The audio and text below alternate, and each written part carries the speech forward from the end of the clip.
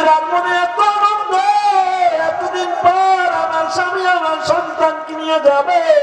হাজেরা তাড়াতাড়ি সাজা গুছা দেয়, আদর গোলাপ সুরমা কুলবু লাগায়া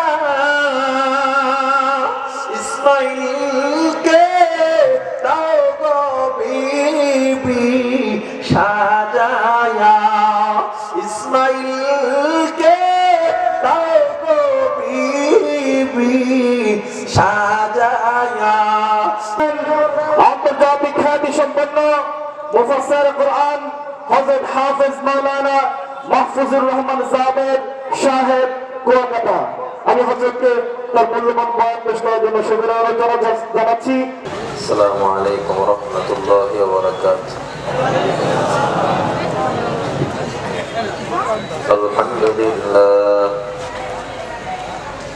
আলহামদুলিল্লাহিল্লাযী লাম ইয়াজাল আলিমান কাদিরা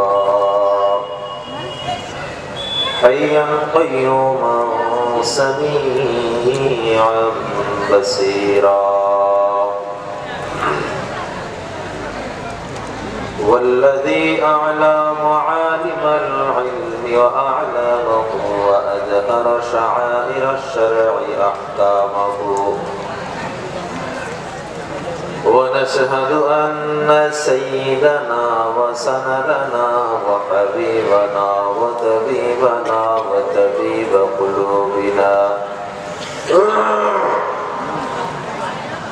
وطبيب قلوبنا ومولانا ومحبوبنا ومعشوقنا ومرشدنا وأولانا ومولانا محمد الذي أرسله إلى الناس كافة بشيرا ونذيرا وداعيا إلى الله بإذنه سراجا وقمرا منيرا. أما بعد فأعوذ بالله من الشيطان الرجيم. بسم الله الرحمن الرحيم. ولنبلونكم بشيء من الخوف والجوع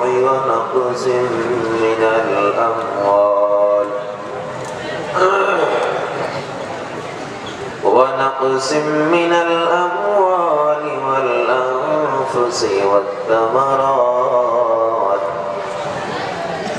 وبشر الصابرين.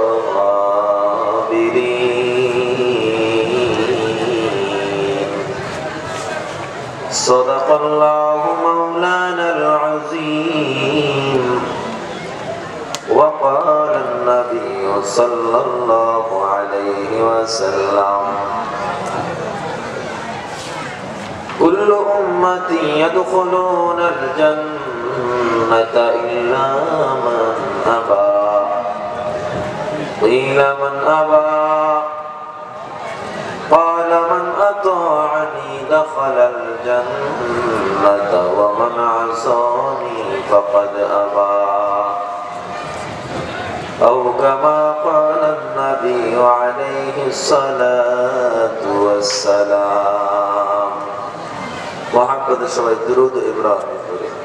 اللهم صل على محمد وعلى آل محمد كما صليت على إبراهيم وعلى آل إبراهيم إنك حميد مجيد.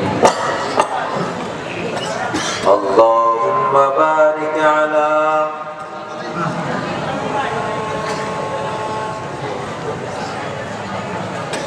আপনারা দরুদ পড়েন, জোরে দরুদ পড়েন।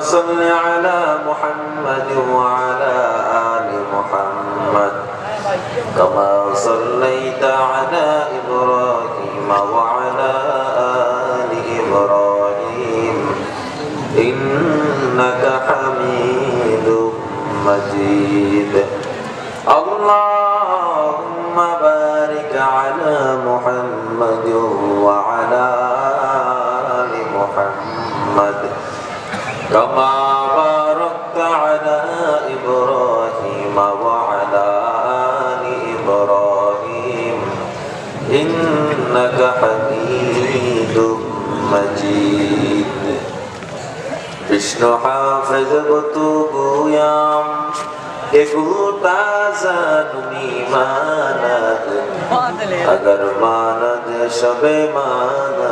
शबे दिगर नमे मानद गुलज गुलशा जुदा गश्ता तरुता जानुनी मानद अगर मानद शबे दिगर नमी मानद रिजाबन अरुसा दरबारे शोहर नमी मानद अगर मानद शबे दिगर नमी मानद रब्बी अल्लाह لا إله غيره ونبيه محمد مصطفاه ديني الإسلام دين موقه أرزق فرانا وعفوا عنده مقتدايا نبي وصحبه رجوما للهدايا في زماه لا إله إلا الله جر لا إله إلا الله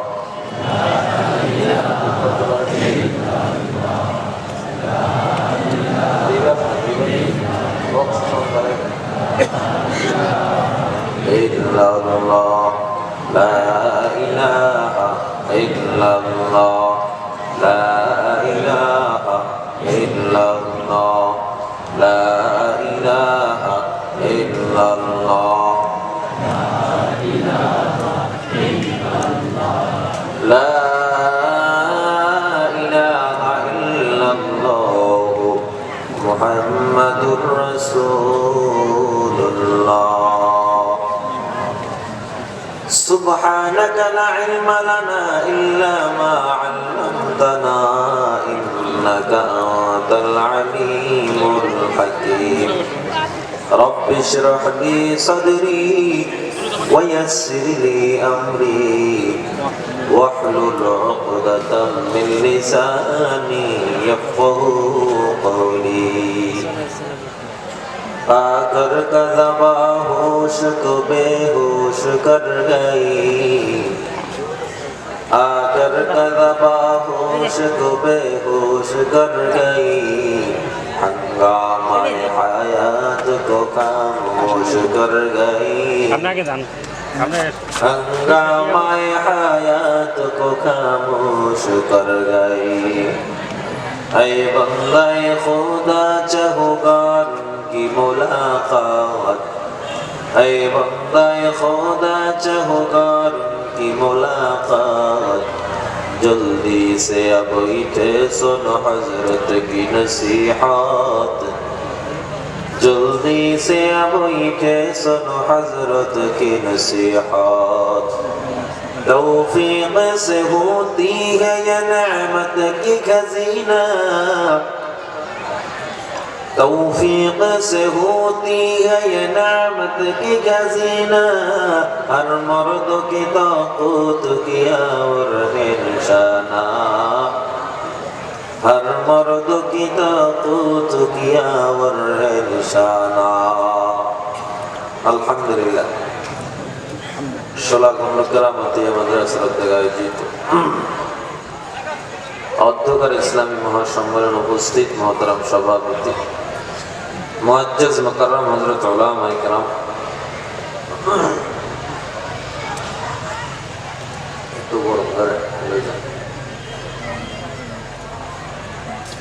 দূর দূরান্ত থেকে আগত আল্লাহ পাকের আশিকিন জাকির শাকির বন্ধুরা, কলিজার টুকরা সমবয়সী যুবক ও ছাত্র ভাইরা, পর্দার অন্তরানে আমার মা ও বোনেরা, আল্লাহ তাআলার দরবারে লাখো কোটি শুকর ও সুজুদ, যিনি আমাদেরকে অত্যন্ত দয়া ও মায়া করে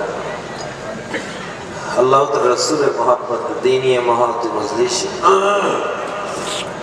কোরআন ও সুন্নাহর কিছু কথা শোনার সুযোগ করে দিলেন। আল্লাহর দরবারে শুকর আদায় করি, আলহামদুলিল্লাহ। আপনারা এলাকা মানুষ কি ভাত খায় না ফ্যান খায়? আমরা কইলাম জোরে জিকির করতে করলেন না। আলহামদুলিল্লাহর আওয়াজ তাও মনে হয় কিছু মুরগি ডাক দিচ্ছে আস্তে আস্তে। এগুলো কি সব না গুনাহ? শুকর আদায় করলে সব হয় না গুনাহ হয়? এটাও আস্তে কথা জোরে কন। আল্লাহ বলেন লাইন শাকারতুম, এরপর কি ওয়াজ সবাই পারে, আমলের কোনো খবর নেই। বাংলাদেশে যে পরিমাণ ওয়াজ হয় সাউথ এশিয়ায় আর কোথাও এত ওয়াজ হয় না। বাংলাদেশে বক্তাদের ওয়াজ হয়ে গেছে এখন পেশা, শ্রোতাদের হয়ে গেছে নেশা, আর আমলের কোটা এই কি লাড্ডু ঘোড়া রান্না করতে, লাড্ডুর তো দাম আছে, ঘোড়া রান্নার দাম। ঘোড়ার ডিম না, কিন্তু ঘোড়ার কি আন্ডা। আল্লাহ বলে বান্দা যদি শুকর আদায় করো আমি আল্লাহ নিয়ামত বাড়ায় দিই। 10-12 জনে সুবহানাল্লাহ করেছে। জোরে কোন সুবহানাল্লাহ। সুবহানাল্লাহ দাম আছে না নাই? শোনেন, আপনারা তো ঘুমাইছিলেন, না ঘুমাইলে হয়তো আপনার ফরিদপুরের অভ্যাস এইটা আস্তে আস্তে কথা বলা। তাইলে শামসুল হক রহমাতুল্লাহ ফরিদপুরে জন্ম নিলে কি হবে? তাদের তো গর্জন ছিল ইয়াহুদিবিদদের, নাস্তিকদের পায়জামা গরম হয়ে যেত তাদের স্লোগান। আর আপনারা যে মুরগির কোপ দিয়ে বাইরে এসে আছে। সুবহানাল্লাহ যদি বলে শুধু কি আল্লাহ বলে, পয়গম্বরের প্রিয় সাহাবী ইবনে আব্বাস রাদিয়াল্লাহু তাআলা সহিহ হাদিস বর্ণনা করেন, একবার সুবহানাল্লাহ বলে আল্লাহ জান্নাতে একটা ফলের গাছ বানায় দেয়। ফলের গাছটা মনে অনেক ছোট, যেরকম কত বড়? আবু হুরায়রা রাদিয়াল্লাহু তাআলা বলেন, আরবের একটা দ্রুতগামী ঘোড়া ফলের গাছের ছায়ার এক মাথা থেকে যদি ছেড়ে দেওয়া হয়, ফলের গাছের ছায়ার এক মাথায় ছেড়ে দেওয়ার সাথে সাথে অন্য মাথায় যেতে যেতে 500 বছর সময় লেগে যাবে। যেরকম সুবহানাল্লাহ। ওই ফলের গাছটার ফল এত মিষ্টি, বলে বান্দা একবার যদি ওই ফলটা মুখে দেয়, একবার ফলটা মুখে দেওয়ার সাথে সাথে বান্দা 70 রকমের মজা অনুভব করবে। একবার যদি বান্দা ফলটা মুখে নেয়, ওই বান্দা 70 বছরে আর পিপাসা লাগবে না। 70 বছরের মধ্যে একটা বারের জন্য বান্দার আর কখনো ক্ষুধা লাগবে না। ওই বান্দার 70 বছরের মধ্যে ফুল ওই ফলের ঘ্রাণ মুখ থেকে যাবে না। শুকরে নিয়ামত নিয়ামতাত আফজু কুনাদ, কুফরে নিয়ামত আজকা ফাতবিরু কুনাদ। আলহামদুলিমান কদ্দারা খায়রান ওয়া খাবালা, আলহামদুলিমান কদ্দারা খায়রান ওয়া খাবালা, ওয়াশ-শুকরু লিমান সাওয়ারা হুসনান ওয়া জামালা, ওয়াশ-শুকরু লিমান সাওয়ারা হুসনান ওয়া জামালা। শুকর আদায়ের নাম আছে না নাই? এগুলোই আপনি ওয়াজ করতে করতে মরে যাইলো, বুঝবেন না মনে হয়। কারণ যে পরিমাণ ওয়াজ এই জীবনে শুনছেন আপনারা, এই পরিমাণ ভাতের লোকমাও মনে হয় খান নাই, এত ওয়াজ শুনছেন, তারপর আমল নাই। আল্লাহ তাআলা আমাদেরকে যতটুকু আলোচনা হবে নির্ভেজাল ভাবে বক্তা শ্রোতা সবাইকে আমল করার তৌফিক দান করেন। যারা আমরা দাঁড়িয়ে আছি ভাই, ওই পিছনে আপনারা বসার জন্য জায়গা দেখা যাচ্ছে। আপনারা কষ্ট করে দাঁড়িয়ে থাকলে মজলিসের যে বরকত এটা পাবেন না। কারণ পয়গম্বর বলেছেন যে মজলিসে মজলিস বসার জায়গা, মজলিস অর্থ কি? তার মানে হাদিসে মজলিস শব্দটা ব্যবহার হয়েছে। এখন আপনি যদি দাঁড়ানোর জায়গায় থাকেন তো বসার জায়গায় আসতে পারবেন না। মজলিস যেখানে কোরআন সুন্নাহর আলোচনা হয়, ওই মজলিসটা, পুরো মজলিসটা নূরের ফেরেশতারা ঘেরাও দিয়ে রাখে। আল্লাহর সাকিনা নাজিল হয় সেখানে। শুধু তাই নয়, ফেরেশতারা এক একজনের কাঁধের উপর দাঁড়াতে দাঁড়াতে আল্লাহ আসমান পর্যন্ত, আরশ পর্যন্ত পৌঁছে যায়। এমন মহতি দামি মজলিসে আমরা বসতে চাই। চাইলাম ওই ভাইদেরকে একটু ওখানে দিয়ে কষ্ট করে বসতে পার। আর যদি ওয়াজ শুনতে মনে চায় এবং কোরআন সুন্নাত থেকে কিছু পেতে মনে চায়, মজলিসে বসতে পারেন। আর যদি না, একটু দাঁড়ায় দাঁড়ায় শুনে যায়, মানে যে ঘুমাই তাই আগেই যায় ঘুমান, ওইটু শুনে লাভ হইল না, ঠিক কিনা? আমার বাজানেরা বাইরে কষ্ট হলো, একটু কষ্ট করে মজলিসে বসে যান, আল্লাহ বরকত দান করবে, ঠিক কিনা? আমি আপনাদের মাঝে কোরআনুল কারীমের অগণিত আয়াতের মধ্যে হতে ছোট্ট একখানা আয়াতে কারিমা তেলাওয়াত করেছি। আয়াতের আলোকে যতটুকু আলোচনা হবে আল্লাহ তাআলা আপনাকে আমাকে আমল করার তৌফিক দান করেন। অপারেটর সাহেব একটু সাউন্ড ঠিক করেন। 14 নম্বর রিভার সিনে রেখে দেন তো, 14 নম্বরটা পান রিভারটা ওটা একটু বাড়া, আর একটু বেস বাড়ে, গ্যাস গ্যাস করে একটু কমায় দেয়, বেস বাড়ে ট্রাভেলটা কমায় দেয় না, বুঝেন না? বুঝলেন? আল্লাহ আমাদের কবুল করে নেন। তো আমি যে আয়াতে কারিমা তেলাওয়াত করেছি ওখানে বলা হয়েছে, আল্লাহ তাআলা বলেন, আমার দিকে মাইন্ডসেট আপনি বাতাস করি, ওয়ালা নাবলুয়ান্নাকুম বিশাইইম মিনাল খাউফ। ঘুরাই দেন, ঘুরাই দেন, আমাইকে শক্ত করে রান্না ঘুরতে থাকতে হবে।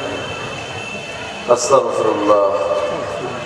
ওয়ালা নাবলুয়ান্নাকুম বিশাইইম মিনাল খাউফ ওয়াল জু' ওয়া নাকসিম মিনাল আমওয়াল ওয়াল আনফুসি ওয়াত থামারাত ওয়া বাশশিরিস সাবিরিন। আল্লাহ বলেন, ওয়ালা নাবলুয়ান্নাকুম, বান্দা আমি আল্লাহ অবশ্যই তোমাদেরকে কি করব? পরীক্ষা করব। বিশাইইম মিনাল খাউফ, এমন কিছু জিনিস দ্বারা, কি দ্বারা বলে? খাউফ, ভয় দ্বারা। ওয়াল জু', ক্ষুধা দ্বারা। ওয়া নাকসিম মিনাল আমওয়াল, সম্পদের কমতি দিয়ে আমি আল্লাহ তোমাদেরকে পরীক্ষা করব। সমাজে আমরা বসবাস করি, আমাদের সমাজের মানুষের ভিতরে একটা কাজ করে সর্বসময়, আপনার আমার সন্তান যদি পানিতে পড়ে মারা যায়, সাথে সাথে বলে দেই, আল্লাহ আমার সন্তানটারই পাইল, আর কি কারো সন্তান ছিল না। বলে কি বলে না? আল্লাহ আমার দোকানটাই দেখা লাগলো, আর কি কারো দোকান নাই। তখন আল্লাহর কাছে প্রশ্ন করে, অথচ আল্লাহ কি বলেন? আমি আল্লাহ যাকে বেশি ভালোবাসি তাকে বেশি বিপদ দেই। যেই ঘরে বিপদ নাই ওই ঘরে আল্লাহর রহমত নেই। হোক আপনি একেবারে গরিব, হোক আপনি কোটিপতি, বিপদ মানসিক, শারীরিক, বাহ্যিক থাকতেই হবে, না হলে আপনার উপর আল্লাহর একদম রহমত নেই। আর আপনার আমরা আজকে বিপদটাকে জরিমানা মনে করতেছি না। বান্দা রিক্সা চালাও, রিক্সা চালায়, 5 ওয়াক্ত নামাজ আদায় করে, এই বান্দার ঘরটা দেখবেন জান্নাতের টুকরো হয়ে আছে। আর কোটি টাকা কামার, মাথায় একটা চুল নেই, স্টেডিয়াম হয়ে গেছে। এরপরেও ঘরে গিয়ে দেখেন শান্তি নেই। কেমন আছে? ভালো নাই। কে? বউ কথা শোনে না, কয়দিন পর পোলায় কথা শোনে না, মেয়ে কথা শোনে না। কোটি কোটি টাকার মালিক, এই টাকায় কোনো দাম আছে? আল গিনাউ গিনাত নাফস, প্রকৃত ধনী হলো আত্মার ধনী। যাদের মনটা ধনী তারাই প্রকৃত ধনী। আপনি যে 5 লোকমা খানা খান, এর চেয়ে কি শেখ হাসিনার 5 লোকমা বেশি খাইতে পারে? কথা কয় না। আপনি যত ভালো খান, এর থেকে অনেক ভালো খাইতে পারে একজন প্রধানমন্ত্রী। ডোনাল্ড ট্রাম্প নয় পারে, ওটা তো পায়খানা খায়। Donald Trump. এদের সর্বশ্রেষ্ঠ কফি হাকিম দিয়ে বানায়, কি দিয়ে বানায়? এডি খায়, কুসে খায়, সাপ খায়, বিচ্ছু খায়, বুঝেন নাই? এই জন্য শান্তি কোনটা? আপনি দেখেন, আপনি ঘরে এক মুঠো আলু ভর্তা ডাল দিয়ে খানা খান, যে পরিমাণ তৃপ্তি পাবেন, আপনি গণভবনে গিয়ে কোটি কোটি টাকার খাবারেও এতটা তৃপ্তি পাবেন না, ঠিক কিনা জোরে কন? এজন্য আল গিনা ও গিনান নাস, প্রকৃত ধনী তো তারাই যাদের অন্তরটা ধনী, ঠিক কিনা জোরে কন? তৃপ্তি যদি নাই থাকে, মন্ত্রী সাহেব খানা খাইতে বলছে, বল কেউ আর গুল্লি করে দিল নি, লোকমা দেয় আবার দেয় বডিগার্ড, ঠিক আছে নি, ঠিক কিনা জোরে কন?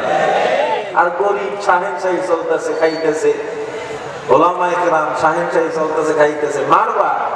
আল্লাহ যদি মৃত্যু না লাগে তোমার একটা গুলিও বুকে ঢুকবে না। আল্লাহ মৃত্যু লিখে রাখলে এমনিই মরবে, কথা বুঝেন নাই? আল্লাহ এমনিই মরবে, যার হায়াত নাই সে মারা যাবে। এজন্য যে সমস্ত বীরেরা, কারা বীর সিপাহ সালার আছে, ওনারা দেখবেন যখন নবীর বিরুদ্ধে দুশমনরা কথা বলে ময়দানে যায় না, তাই আমার মাইয়ে বলে এতিম হয়ে যাইব। এরা ঘরে থাকলেও আল্লাহ যদি মৃত্যু লাগে ঘরে বইয়াও এতিম হয়ে যাবে, ঠিক কিনা ধরে করে?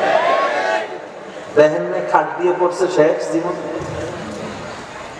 এই জন্য জিন্দিগিটাকে আপনি একটু মেপে দেখেন, আপনার বিবেকের কাছে প্রশ্ন করে দেখেন, মূলত আসলে টাকা পয়সা কিছুই না। আপনার মনের তৃপ্তি কি? আমি 5 কোটি টাকার মালিক, এটা তৃপ্তি পাইলেন। এখন কি আপনি 5 কোটি টাকার, এ কারণে কি যে 1 লাখ টাকার মালিক ওনার থেকে আপনি 10 রকমের খানা বেশি খেয়ে তৃপ্তি বেশি পেয়েছেন? আমি 10 রকম খাইলে পেট খারাপ হয় না, বাথরুমের লাগে ফিনিশ করা লাগে, ঠিক কিনা জোরে কন? এই জন্য প্রকৃত ধনী যারা আপনার ধনী, হ্যাঁ, এখন বিপদ যার আছে, এই অবস্থায় যদি তার আল্লাহর উপরে ধৈর্য ধারণ করে, ভরসা করতে পারে। আপনি গরিব, হ্যাঁ, আপনি 2 মুঠো খানা খান, দিন আনেন দিন খান, কিন্তু এই অবস্থায় যদি ধৈর্য ধরতে পারেন এবং আল্লাহর সিদ্ধান্তে খুশি থাকতে পারেন, এই গরিবদের ব্যাপারে আল্লাহ বলেছে, পয়গম্বর হাদিসে কুদসিতে বলেছেন, এই গরিবরা ধনীদের 500 বছর আগে জান্নাতে যাবে। আল্লাহ আল্লাহ এতে শিরিন ইস্তনাম, শিরে সাকার মে গুনাদ জানম তামাম। আল্লাহ আল্লাহ क्या मुबारक नाम है, अल्लाह अल्लाह आशिकों का काम है। ও নবীর উম্মতের দল, আমার আল্লাহ জানা দেয় পরীক্ষা করবই করব। তুমি গরিব না, বারবার ভাব দেখাও আমি গরিব, আমি নামাজ পড়বো কেমনে?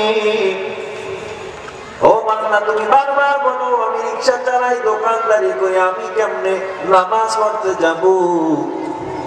এই বান্দা, ফরিদপুরের মুসলমান, আমায় জবাব দেন, নামাজি দোকানদার আছে না নাই? নামাজি রিকশাওয়ালা আছে না নাই? নামাজি সিএনজিওয়ালা আছে না নাই? এই ইবাদতের এত দাম, এত দাম। আপনি যদি আজকে নামাজে দাঁড়ায় যান, যেই দোকান বন্ধ করার পর আপনি নামাজে দাঁড়াইলে 10 জন কাস্টমার চলে গেল, আপনার দোকান বন্ধ পাইল, ভয় পাওয়ার কিছু নাই।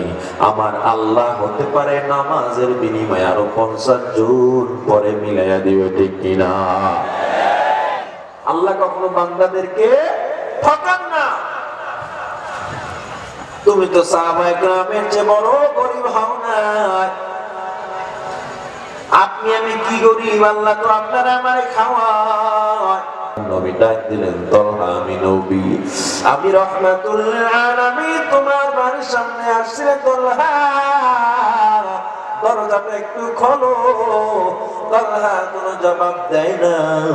কিছুক্ষণ পর তলহা চোখের পানি ছেড়ে আমার নবীর পাশে এসে দাঁড়াইলেন, আর ডাক দিয়ে কয়, পয়গম্বর, আপনার মতো একজন দামি আমার বাড়ির সামনে আসছে, রাহমাতুল লিল আলামিন আমার বাড়িতে আসছে। এর থেকে বড় বাবা তলহার কিছু নাই। এরপরও আমি তোমার সামনে, আপনার সামনে কেন আসতে পারেন নাই জানেন? ও নবী, আপনার তলহা এত গরীব, ঘরে আপনারা তলহার এবং এই তলহার স্ত্রীর মাত্র একটা কাপড়, দুইজনের মিলে একটা কাপড়। ওই একটা কাপড়, আমার ঘরে একটা গর্ত বানানো, ওই গর্তের মধ্যে আমার বিবি যখন থাকে আমি কাপড়টা পরে তাড়াতাড়ি নামাজে চলে যাই। আবার নামাজ ফিরে জলদি এসে সূর্য উঠে গেলে নামাজ আদায় হবে না, আমি আবার গর্তে ঢুকে যাই, ওই কাপড়টা পরে আমার বিবি নামাজ আদায় করে। জোরে বলেন আল্লাহু আকবার। আমার পয়গম্বর তলহার হাতটা ধরে আল্লাহর দরবারে আঙুলটা উঠায়া আল্লাহর পয়গম্বর ডাক দিয়ে বলে, ও তলহা, তুমি সাক্ষী থাকো, এই পয়গম্বর তোমার মতো গরিবদের ব্যাপারে সুসংবাদ দিয়া দিল গো। আল্লাহ তাআলা ধনীদের 500 বছর আগে গরিবদের জান্নাতে নিয়ে যাবে। আরে কেদারা خوف حق در دل مادم جنت المأواد هدورا مقام।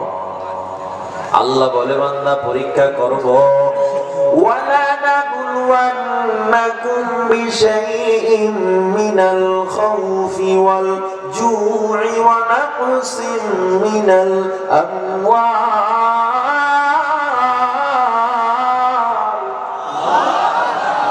ওয়া নাকসিম মিনাল আমওয়ালি ওয়াল আনফুসি ওয়াত তামারাত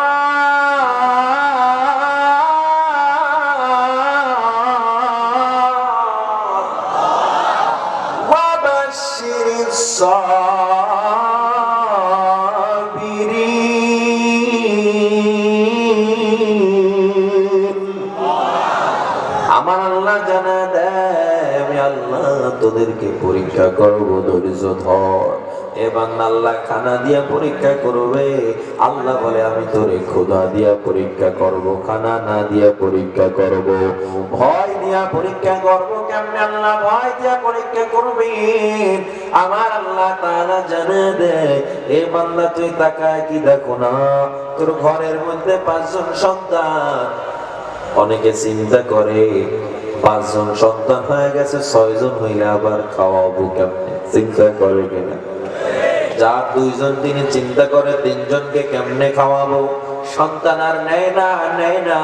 আর আল্লাহ বলে, সন্তান যে দুনিয়াতে আসে তার রিজিক সে নিয়েই দুনিয়াতে আসে। এই কিনা জোরে কর। 2 সন্তানের বেশি প্রয়োজন নাই, একটা হলে ভালো হয়। স্লোগান আছে না নাই? নবী বলেছে, তোমরা উম্মত বাড়াও, উম্মত বাড়াও। কিয়ামতে আমি নবী গর্ব করব, আমার উম্মত বেশি। আর আপনারা গর্ব করে আমার নবী বলেছে, আর আপনারা বলেন সন্তান কমাও, জন্ম নিয়ন্ত্রণ করো। এ বান্দা জানিয়া নেন, আপনি জন্ম নিয়ন্ত্রণ করলেন না জানি একটা সন্তানকে আপনি হত্যা করলেন। আপনি সিস্টেম অবলম্বন করেন। চীনে এমন অবস্থা হয়েছে জন্ম নিয়ন্ত্রণে,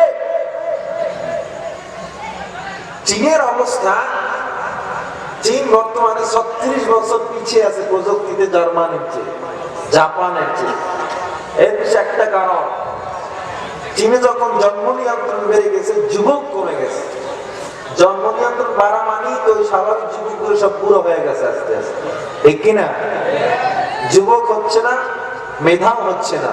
আর মেধা যখন তৈরি না হয়, বিজ্ঞান প্রযুক্তি আবিষ্কার করতে পারে না, ঠিক কিনা জোরে কর।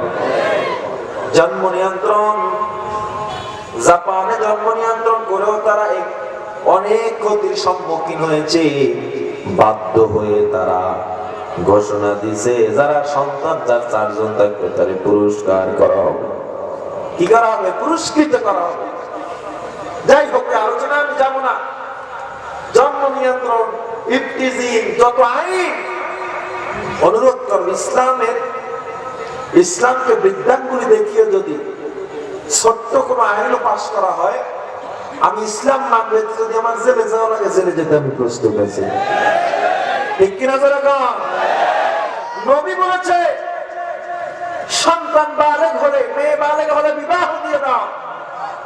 আর স্লোগান বাল্য বিবাহ, 18 বছরের আগে কোনো মেয়ের বিবাহ হতে পারবে না। এই এক করা হয় নাই যে পার্কে পার্কে 18 বছর আগে ঢুকতে পারবে না, এই এক করা হয় নাই। লজ্জা শরম নাই মুসলমানের। হাজার হাজার হাজার বাচ্চা ড্রেনে পাওয়া যায়, মেডিকেল কলেজ হসপিটালে ড্রেনে বাচ্চা পাওয়া যায়। বাল্য বিবাহ প্রতিরোধের আইন করা হয়, অথচ 18 বছর আগে সন্তান ছেলে মেয়ে অবাধে মেলামেশা করে, যৌন লিপ্ত হয়, এদের বিরুদ্ধে আইন করা হয় না। তোমার আইন আমি মানি না। সরকারের প্রত্যেকটা আইনকে শ্রদ্ধা জানায়, প্রত্যেকটা আইনকে, কিন্তু যেগুলো ইসলামের সাংঘর্ষিক হবে, হয়তো প্রধানমন্ত্রী নিজে করেন না, এর সেরা সামুন্ডার মধ্যে কিছু আছে না নাই? হিন্দু আছে না নাই? একজন হিন্দু কোনদিন একটা মুসলমানের ভালো দেখতে পারে না, কোনদিনও পারে না।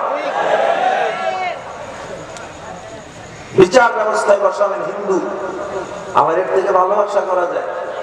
আল্লাহ তাআলা আমাদের সব দিক থেকে হেফাজত করেন। আওয়ামী লীগের বাইরে মনে রাগ হয়েছে আর সরকারের বিপক্ষে গেছে। আর না, সরকার মরকার বুঝি না, কোরআনের পক্ষে বললে যদি একটু আমাদের গায়ে লাগে তাই মনে করবেন ইমানে দুর্বলতা আছে। কারণ আওয়ামী লীগ, বিএনপিগণ, জাতীয় পার্টি আর জামাতগণ যাই বলেন না কেন, যারা ইসলামের কাজ করবে, আমরা কি কেন গদি নিয়ে টানাটানি করেছি? বলছি ক্ষমতা দিয়ে নামেন, আমরা জানবো না। আপনারা থাকেন, আপনারা চালান, তবে ইসলাম অনুযায়ী, মুসলিম রীতিনীতি অনুযায়ী আপনারা চালান, ঠিক না? কারণ বাংলাদেশটা 99% মুসলমানের দেশ। এই জমিনের মানুষের ঘুম ভেঙে যায় আযানের ধ্বনিতে। এই জমিনের মানুষ দিন প্রিয়, ইসলাম প্রিয়। এই মানুষগুলো ইসলাম শিখেছে। যে যেই দল করেন না কেন, দিলে আমার নবীর জন্য, আল্লাহর জন্য জায়গা আছে না নাই? আপনার দলের যদি কেউ নবীর বিরুদ্ধে কথা বলে ছাড় দিবেন? দিবেন? আমার তো মনে হয় না দিবে কেউ। না, আমার দলের মানুষ ছাড় দিতে হয় না। আপনি দিবেন না, কারণ আপনি জানেন দল ফল এটি কোনো কাজে লাগবে না। ওই কবরে আল্লাহ কইবে না কে প্রধানমন্ত্রী আর একটা আলাদা চেয়ার দাও, কে মুফতি সাহেব আর একটু আলাদা খাট দাও, জাজিম দাও। কবরে কোনো পরিচয় চলবে না। কবরে কে মুসলিম, কে আমলওয়ালা, ওয়া আসহাবুল ইয়ামিন মা আসহাবুল ইয়ামিন, আর কে বেআমলওয়ালা, ওয়া আসহাবুশ শিমাল মা আসহাবুশ শিমাল। তাদের অবস্থা কতই না খারাপ যারা বাম পাশে হবে। দুনিয়ায় আমরা ঠেলাঠেলি করি, পিড়াপিড়ি করি, রক্তারক্তি করি, কিসের জন্য? ইসলামের জন্য। হ্যাঁ, কি দিয়েছে আপনাকে? আপনি ময়দানে নেমে একজন যুবকের উপর অন্যায়ভাবে অত্যাচার করলেন, আপনাকে এর বিনিময়ে কি পেয়েছেন? আপনি কিছু লাথি, কিছু থুথু, কিছু ধিক্কার পেয়েছেন। আপনি আপনার মতো সন্তানকে আপনি হত্যা করেছেন। সারা বাংলার মানুষ আপনাকে ধিক্কার দিয়েছে। আপনি একটা অশনি সংকেত দিয়েছেন। আপনার মতো একজন যুবকের কারণে গোটা দলের বদনাম হয়েছে, ঠিক কিনা জোরে বল? এজন্য যারা দল করে, আমি সবসময় বলি, অন্যায়কে যদি প্রশ্রয় দেয়, অন্যায়কে যদি প্রশ্রয় দেয়, সেই দল কোনোদিন আদর্শিক দল হতে পারে না। অন্যায়ের বিরুদ্ধে আপনি কাজ করবেন, আপনি সৎ থাকবেন, আপনি সাময়িক বিপদে পড়লেও মানুষ স্মরণ করে আপনার নাম আজীবন লিখে রাখবে, ঠিক কিনা জোরে কন? এজন্য যে যেই দল করেন এটি নিয়ে আমার কোনো আপত্তি নেই বাজার। আমার শুধু আপত্তি ওইখানে অনিয়ম ও শৃঙ্খলাকে আপনি প্রশ্রয় দিবেন না, কখনো দিবেন না। বুয়েটের ছাত্র আবরারকে হত্যা করা হলো, কি নির্মম ভাবে পিটি হত্যা করেছে। তার অপরাধ ছিল কি? দেশের পক্ষে তিনি একটু লিখেছেন, এই তো। আপনারা কি ভয় পান? জবাব দেন না কেন? নাকি গোপালগঞ্জের পাশে এসে কইতেছে, আপনারা কইতেছেন হুজুরে আবার আমরা সরকারের বিপক্ষে কয় না? না ভাই, একটা কথা সরকারের বিপক্ষে বলেছি? আমি বলতেছি বাস্তব নিয়ে কথা। কারণ প্রত্যেকটা জায়গায় ইমানের দাবি আছে, ডিসি সাহেবের ইমানের দায়িত্ব আছে, ওসি সাহেবের ইমানি দায়িত্ব আছে, আছে না নাই? আজকে যদি গোটা বাংলা প্রত্যেকটা ওসি প্রত্যেকটা ডিসি 5 ওয়াক্ত নামাজ আদায় করত, সকাল সন্ধ্যা তাসবিহ করত, ওই ডিসি সাহেব কোনদিন ঘুষ খাইতে পারতো না। ঠিক কিনা জোরে কও? ঘুষ খাইতে পারতো জীবনেও না। ডিসির আলাদা কামরাও থাকতো না, রুমও থাকতো না। ঠিক কিনা জোরে কও? এজন্য যেভাবে দেশকে শাসন করবেন করেন, শুধু আমাদের আপনারা ইসলামটাকে ইসলামের জায়গায় থাকতে দেন। ইসলাম নিয়ে কোনো টুটা ফাটা, কোনো ছিটে ফোটা সিরা ফাড়া করার সুযোগ নাই। সূচনা লগ্ন থেকে পৃথিবীর এ পর্যন্ত ছিল না, ভবিষ্যতে কিয়ামত পর্যন্ত থাকবেও না। এজন্য বলি মুসলমান, 18 বছর আগে আইন পাস করা হয়, 18 বছরের আগে বাল্য বিবাহ দিবে না। যদি এই আইন পাসটাও করা হইতো, 14ই ফেব্রুয়ারি সন্তান মা বাবাকে ঘরে রেখে মেয়ে এক দরজা দিয়া নামিয়া যায়, ছেলে আর এক দরজা দিয়া নামিয়া যায়, বাবা এক দরজা দিয়া নামে, বেহায়াপনা শুরু করে। 14ই ফেব্রুয়ারি কোনো আপনি আইন পাস কেন করলেন না? আইন পাস ওখানেই করলেন যেখানে ইসলামের একটু ক্ষতি হয়। ঠিক কিনা জোরে দাও?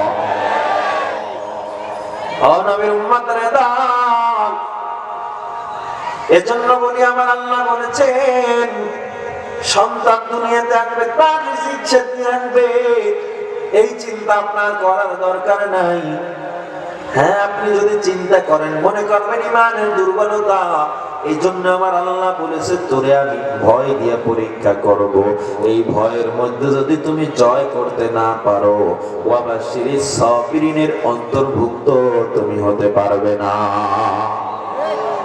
পয়গম্বর ইব্রাহিম আলাইহিস সালামের নাম শুনেছেন আপনারা? কষ্ট হইতেছে মনে হইতেছে, জোরে জবাব দেন, শুনেছেন কিনা? ইব্রাহিম আলাইহিস সালাম এই পৃথিবীতে যত পয়গম্বরদের বড় বড় পরীক্ষা হয়েছে, সব থেকে বড় পরীক্ষার সম্মুখীন হয়েছে পয়গম্বর ইব্রাহিম আলাইহিস সালাম। আপনি আমি ধৈর্যের পরীক্ষায় কতটুকু আগাতে পারি, ভয়ের পরীক্ষায় কতটুকু আগাতে পারি। আপনি আমি যদি এমন উপদেশ পয়গম্বর ইব্রাহিমের থেকে নিতে পারি, সব দেখবেন ঠিক হয়ে যাবে। ঠিক কিনা? ইব্রাহিম আলাইহিস সালামের পিতা আযর, কোন কোন তাফসীরে চাচা, বাকি সর্বাধিক গ্রহণযোগ্য তাফসীর হলো তার পিতা কি ছিল? আযর। মূর্তি বিক্রি করতে একদিন ইব্রাহিমের কয়, ইব্রাহিম যা যা বাজারে মূর্তি নিয়ে যা। ইব্রাহিম কয়, আব্বা এই যে মূর্তিগুলো আপনি বানাইতেছেন, এটা খাইতে পারে নাকি? কয় না, খাইতে পারে না। সামনে কলা দিয়ে রাখছেন, খাইতে পারে নাকি? মাছিতে খায়। কয় না, খাইতে পারে না। তাইলে এটার আবার পূজা করেন, যে খাওয়ার মতো শক্তি নাই তার, মাছি করতেছে খানায়, সবাই পূজা করেন কার? আযর ডাক নিয়ে কয়, ইব্রাহিম খবরদার, বাপ দাদার ধর্মের বিরুদ্ধে কথা বলবে না। বৈধ হোক অবৈধ হোক, কিছু মানুষ এমন আছে পীরে যা কইছে মানতেই হবে, আর কোনো কথা হবে না। আছে না নাই? অবৈধ হোক, পীর যদি জাহান্নামে যায়, আমিও জাহান্নামে যাব। কয় কি কয় না? আরে মিয়া, খবরে আরে কিয়ামতে নবীও আল্লাহর অনুমতি ব্যতীত শাফাআত করতে পারবে না। আল্লাহ নবীকে বলেন, আমি তোমাকে শাফাআত কুবরার হুকুম দিব। প্রত্যেকটা শাফাআতের আয়াতের ক্ষেত্রে ইল্লা বিইذনিল্লাহ আছে, আল্লাহর আদেশ ব্যতীত। আর আপনি পিশা নিজের লঙ্গি ঠিক থাকবে না, আপনি পিশাবে, বুঝেন না? আপনি পিশাব জাহান্নামে গেলে আপনি যাবেন, এটা কোন ধরনের ঈমানি কথা হতে পারে? মানুষ এত পাগল, এত পাগল, ল্যাংড়া আবার পীর হয়ে বইছে, আর পিছা আবার দৌড়ায়। পীরের কাছে কেন গেছো? মান আছে। ল্যাংড়ায় মাল তো সব দেখাইয়েই দিল, আর মাল রাখলো ডাকি। ঠিক কিনা জোরে কম? ল্যাংড়ায় যদি পীর হতে পারে, দেখবেন 2 বছর, 2.5 বছর, 3 বছর গর্ব করে বলে, আমি 5 বছর গোসল দেই না। আমার বরিশালের বাসায় গিদার, তার গিদার এত নোংরা হইতে পারেনি মানুষ, 5 বছর পর্যন্ত গোসল দেয় না। পাগল আছে না রাস্তায়? পাগল ছিলেন? পাগলও তো 10 বছর বসে ও তো বড় পীর। পাগল বড় পীর না তাইলে? মুসলমানের দল, মাথা কি আপনার নষ্ট হয়ে গেল? একজন পবিত্রতা মানে না, নামাজ পড়ে না, দাড়ি না, সে আমার কেমনে পীর হয়? আপনি আজকে ঘরে গিয়া বাংলা পড়তে পারেন? কে কে দেখে হাত তুলেন বাংলা? হাত নামান। সবাই বাংলা পারে। বাংলা বুখারী পাওয়া যায়, মুসলিম, ইবনে মাজাহ, তিরমিজি, আবু দাউদ, মুওয়াত্তা, সব কিতাব পাওয়া যায়।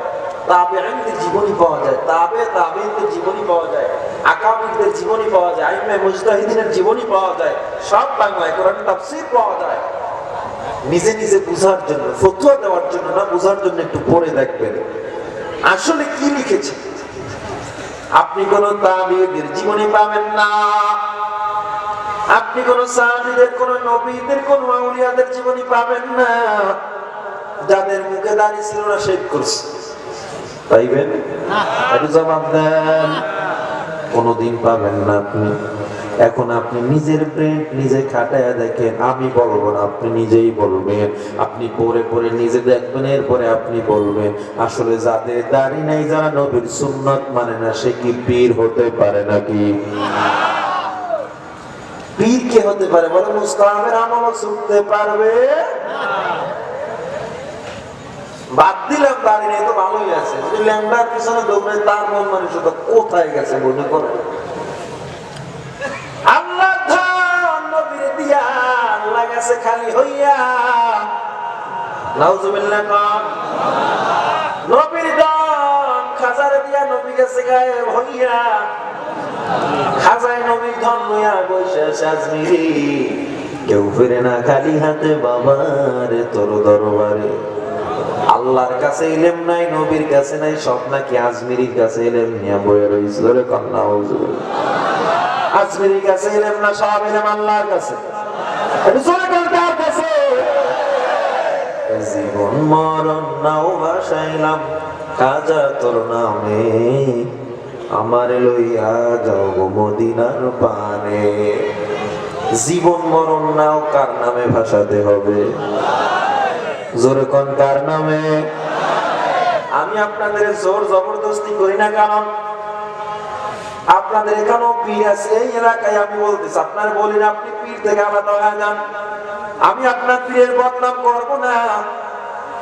আপনি চরমনাই যান, আপনি উজানি যান, আপনি আগ্রসী যান, আপনি চন্দ্রপাড়া যান, আপনি সুরেশ্বর যান, মাইজবান্ডার যান, কুতুববাগ যান, গোলাপশাহ যান, শাহ আলী যান, যেখানে আপনি যান, আপনার প্রেম, আপনি কিতাবগুলো পড়বেন।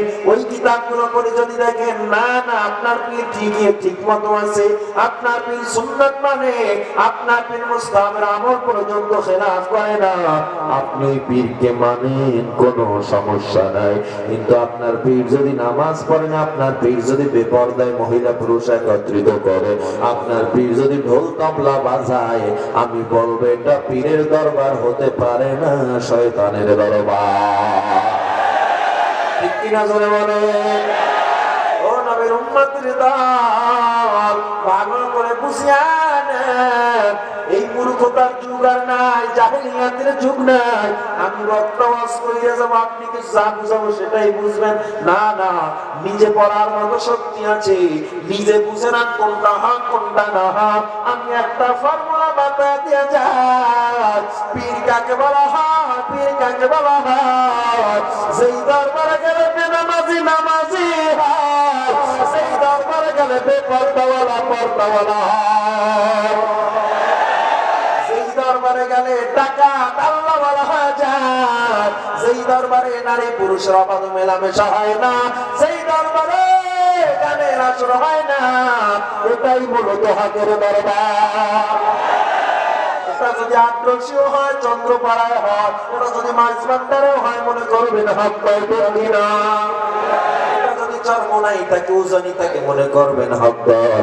আর এগুলা যদি না থাকে, মনে করবেন চরমনাইও হক না, সারসিনাও হক না, মাইজবান্ডারিও হক না, আগ্রসীও হক না। ঠিক কিনা? আমি সব দলের মাঝখানে বলে নিরপেক্ষ বিষয় বলে গেলাম। ঠিক আছে? আপনি আপনার মতো বুঝে নিবেন। আমি নিরপেক্ষ হয়ে বলে গেলাম, যদি দেখেন না চরমনের ভিতরে হকের কথা আছে, এখানে বেদাত নাই, এখানে নারী পুরুষ একত্রিত হয় না, যদি দেখেন না চরমনের মধ্যে অবাধে মেলামেশা হয় না, বেনামাজি নাই, বেনামাজি গেলে নামাজি হয়, ডাকাত গেলে ভালো হয়, তাহলে চরমনাই হক দল। যদি দেখেন তাবলিগে গেলে যুবক ভালো হয়, তাবলিগে গেলে যুবক দাড়ি রাখে, তাবলিগে গেলে বেপরদাওয়ালা থেকে পর্দাওয়ালা হয়, তাবলিগ হক দল। যদি দেখেন সারসিনে গেলে বেপরদাওয়ালা পর্দাওয়ালা হয়ে যায়, মদ খানেওয়ালা মদ ছেড়ে জুয়া ছেড়ে বান্দা ভালো হয়ে যায়, ফেন্সিডিল ছেড়ে হাতে বান্দা মেসোয়াক নিয়ে ঘুরে, মনে করবেন সারসিনাও হক দল। ঠিক কিনা বলে দাও। যদি দেখেন আট্রসি কোনো বেপরদা নাই, সেখানে দাড়িবিহীনওয়ালা গেলে দাড়িওয়ালা হয়ে যায়, সেখানে বেনামাজি গেলে নামাজি হয়ে যায়, সেখানে বেপরদাওয়ালা গেলে পর্দাওয়ালা হয়ে যায়, মনে করবেন আট্রসিও হক দল। ঠিক কিনা? আর এগুলো যদি কোথাও না পাওয়া যায়, এক নম্বরের ভণ্ড, ইহুদিদের দালাল, মুসলমানের দুশমন, জাতির দুশমন। বাংলার মুসলমান একটু আল্লাহওয়ালা ভক্ত, ঠিক কিনা জোরে কান। এটাকে পুঁজি করে অনেকে পীরের কারখানা বসায় বসে আছে, অনেকে আবার বলে পীর মুরিদি, এটি আবার কোন জগতের হালু, এটি তো জায়েজই নেই। কয় কি কয় না? আমিও বাংলা আপনার পীর মানতে করি না, তবে একটা আমি ফর্মুলা মাথায় দিয়া যায়, ভালো করে মাথায় ঢুকে নেন। ইংল্যান্ডে যেইটারে ওয়াটার বলে, বাংলাদেশে কি বলে? জোরে কন। পানি তৃষ্ণায় ধরছেন? জোরে কন, কি বলে? তেমনি ভাবে পীর হলো একটা ফার্সি শব্দ, এর বাংলা অর্থ হলো মুরব্বি। কি জোরে কন? কেউ যদি বলে ওয়াটার খাই, আমি পানি খাই না, এই বান্দা পীর মানে না, তবে মুরব্বি মানে। ঠিক কিনা জোরে বল। নামাজ কেমনে পড়বো? হাত কতটুকু দাও? এতটুকু না, এতটুকু না, এতটুকু। আমি সালাম ফিরাইলাম, এতটুকু না, এতটুকু নাকি এতটুকু, এই যে নিয়ম। এরপরে 2 রাকাত নামাজ আমি মাসবুক হয়ে গেলাম, ইমাম সাহেবের সাথে 4 রাকাত পাই না, এটা যে পড়ার নিয়ম। এরপরে তাশাহুদ পড়লাম, 3য় রাকাতে দাঁড়াইলাম, আলহামদুর সাথে আমি সূরা মিলাবো, কয় রাকাতে সূরা মিলাবো, কয় রাকাতে মিলাবো না, কি পরিমাণ মাল আমার কাছে থাকলে আমার উপরে যাকাত ওয়াজিব, কতটুকু সম্পদ আমার কাছে থাকলে আমার উপরে কুরবানি ওয়াজিব, কতটুকু সম্পদ থাকলে, কি পরিমাণ সম্পদ থাকলে হজ আমার উপরে ফরজ। এ বান্দা পৌরে তালাক দিবেন, তালাকে মুগাল্লাদা না তালাকে বায়না, নাকি তালাকে রজই হইল, এই সমস্ত আহকাম নিয়ম কানুন জানার জন্য একজন মুরব্বির প্রয়োজন আছে না নাই? জোরে কোন আছে না নাই?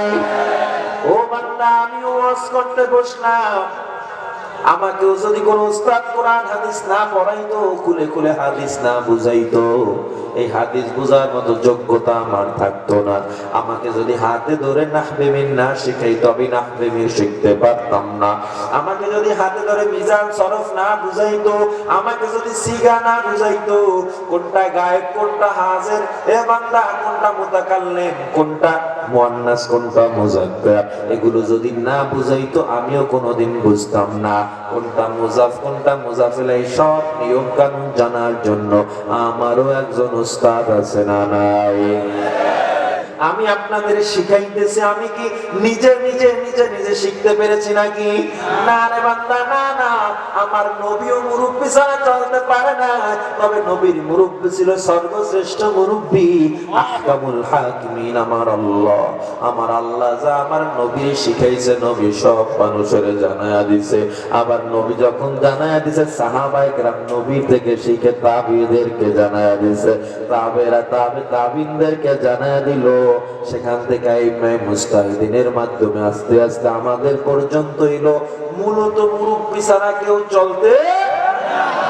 এখন যদি কেউ বলে মুরব্বি আমিও মানি, তবে পীর মানি না, কথাটা এমন হলো বান্দা ওয়াটার খায় পানি খায় না। ঠিক কিনা জোরে কও? হ্যাঁ, তবে কিছু শর্ত আছে পীর হওয়ার জন্য। ঠেলা গাড়ি চিনেন? ঠেলা গাড়ি বিদেশিরা বানাইছে বিমান হেলিকপ্টার, বাংলাদেশে বানাইছে কি ঠেলা গাড়ি, এটার আবার ব্রেক নেই। যাই হোক, ঠেলা গাড়ির ড্রাইভার অনুযায়ী আমি পাইলট হবো, বিমান চালাবো, পারবে নাকি? একটু জোরে জবাব দেন। আর মুসলমানের ধারণা না, ঠেলা গাড়ির ড্রাইভার যেমন বিমান চালাইতে পারবে না, 5 বছর 10 বছর পিএইচডি করেন আপনি, এরপরে বিমান চালানোর যোগ্যতা অর্জন করে তারপরে বিমান চালাতে হবে। যোগ্যতাবিহীন যদি বিমান নিয়ে আকাশে উড়াল দেন, শত শত যাত্রী নিয়ে আপনি ধ্বংস হয়ে যাবেন, মরে যাবেন। ও বিশ্বাস, আপনার যোগ্যতা থাকতে হবে। ঠেলা গাড়ির ড্রাইভারের মতো আপনার যদি যোগ্যতা না থাকে, ওই পীরের আসনে বৈশা আপনিও হাজার মানুষকে নিয়ে জাহান্নামে যাবে। পীর সাহেবের যোগ্যতা থাকতে হবে, ঠিক কিনা জোরে বলেন? কেমন যোগ্যতা থাকতে হবে? শরহ সুদূরে সৈয়দ রাহমাতুল্লাহ আলাইহি বলেছেন, জালালাইনের হাসিয়া জামালাইনও তিনি বলেছেন, পীর সাহেবের মিনিমাম ইমামতির যোগ্যতা থাকতে হবে। হবে কি হবে না? পীর সাহেবকে জালালাইন পর্যন্ত কিতাব পড়ানোর যোগ্যতা থাকতে হবে। মোট কথা আরবি ইবারত পড়ার যোগ্যতা থাকতে হবে। পীর সাহেবের মুস্তাহাবের আমলও খেলাফ হতে পারবে না। আমি আপনাদের সামনে আজকে ওয়াজ করতেছি, আমি যদি তাহাজ্জুদ না করি, যতই তাহাজ্জুদের বয়ান করি, একজনও তাহাজ্জুদ পড়বে নাকি? যত নামাজের বয়ান করি, আমি যদি বেনামাজি হই, আপনারা নামাজ পড়বেন নাকি? আমি যদি দাড়িটা ক্লিন শেভ করে আপনার মাঝে বসে বসে দাঁড়িয়ে আলোচনা করি, সবাই কি করি? আইসে ওয়াজ করছে, ঠিক কিনা জোরে বলেন? ও নবীর উম্মতের দল, পীর তো সে হবে যাকে মুস্তাহাবের আমল করতে পারবে না, কারণ তখন সে একজন মুরব্বী। একটা মানুষের সাধারণ জিন্দেগির আহকাম বলে দেওয়ার জন্য পীর যথেষ্ট। পীরের গালে যদি দাঁড়িয়ে না থাকে কিংবা নামাজ না পড়ে, পীর সাহেব যদি জুয়ার আসরে যায়, পীর সাহেব যদি মহিলা নিয়ে থাকে, বলেন তো মূলত সে পাইলট হইল না ঠেলা গাড়ির ড্রাইভার হইল? এজন্য আপনি নিজের বিবেককে আপনি নিজে প্রশ্ন করবেন, কে হক কে না হক। আজকে আমি ওয়াজ করে একটা বুঝায় যাব, 2 দিন পর আরেকজন এসে আরেকটা বুঝায় দিবে। মাঝখানে বাড়া পুতা ঘষাঘষি দফা সারা মরিচে, আপনি আমি 2 বক্তায় 2 জন বুঝাইলাম, আপনি কিছুই বুঝতে পারলেন না। এজন্য আমি যেটা বলছি এটা হক না হক নির্ধারণ করার জন্য আল্লাহ আপনাকে একটা মেমোরি দিয়েছে, মেমোরিটার নাম হলো বিবেক জ্ঞান। এই ব্রেন দিয়ে আপনিও কোরআন হাদিস পড়ে নেন, বাংলা পড়ে নেন, দেখবেন আসলে আমি হকের কথা বললাম না, ভণ্ডামির কথা বললাম, ঠিক কিনা? পারা যাবে তো? কে কে পারবেন নাকি? কে না না তাকবীর। আর যদি কোনো সন্দেহ থাকে যে আমার এলাকায় হুজুর ইমাম সাহেব নামাজ পড়াইতেছে, আমরা সবাই আস্তে আমিন কইতেছি, একজন জোরে আমিন কই উঠছে, আমরা রফে আদান করি না, হাত তুলে আর একজন হাত তুলাইতেছে, মেজাজ গরম হয় হুজুর। তাইলে আপনি নিজে নিজে পিড়া পিড়ি বাজাইবেন নাকি? নিজেরা নিজেরা বাজাইবেন? আপনি একটা দরখাস্ত লিখবেন ইমাম সাহেব বরাবর, ইমাম সাহেব এটা যে হলো, এর সমাধান আপনারা বহাস করে দেন।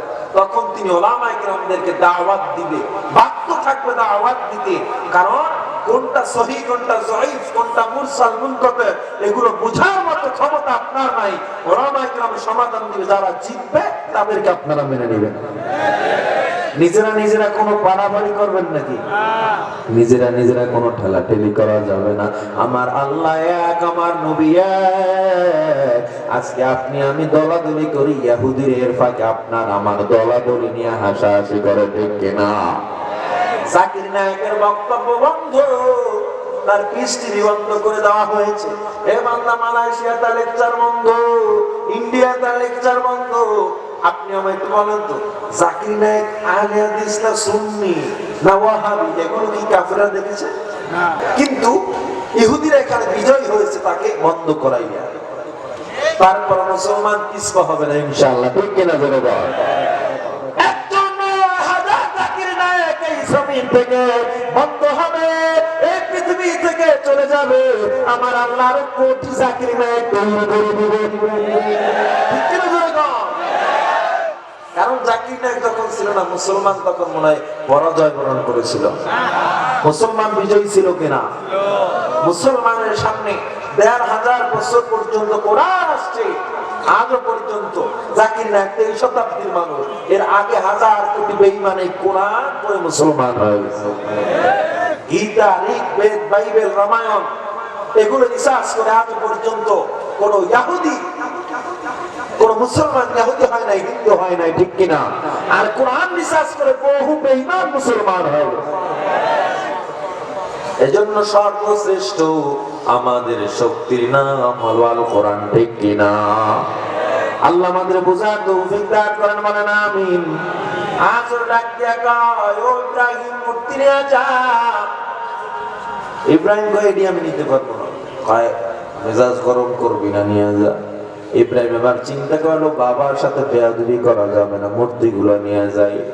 মাথায় এবার মূর্তিগুলা নিয়া ইব্রাহিম আলাইহিস সালাম যখন পথের মধ্যে গেল, এবার রাগ উঠে গেছে। যেটি কথা কইতে পারে না, খাইতে পারে না, এটির আবার মাথায় কইলে টানমু নামাইয়া প্রত্যেকটা পায়ের সাথে রশি বাঁধছে। রশি বুঝেননি? রশি পেঁচাইয়া রশির মাথাটা কাঁধের উপরে ফেলায় টানাটানি শুরু করছে। এখন ওই গড়াগড়ি করে এক খোদায় আর এক খোদারে লাথি মারে, ঘুষি মারে। কারণ নাক নাই, কারো চোখ নাই, দুধের বেটা রেডি লইয়ে যায় বাজারে বসে। মানুষে কিনতে তো মেজাজ গরম, কি রে খোদার নাক নিল কে? খোদা একজনে দেয় খোদার পাওয়া নাই। ইব্রাহিম আলাইহিস সালাম যে কি মজা পাইতেছে, নিজেরা নিজেরা কইতেছে আমার খোদার নাক কই? ইব্রাহিম আলাইহিস সালাম সন্তান সময় বাড়ি গেল। আজর বলে,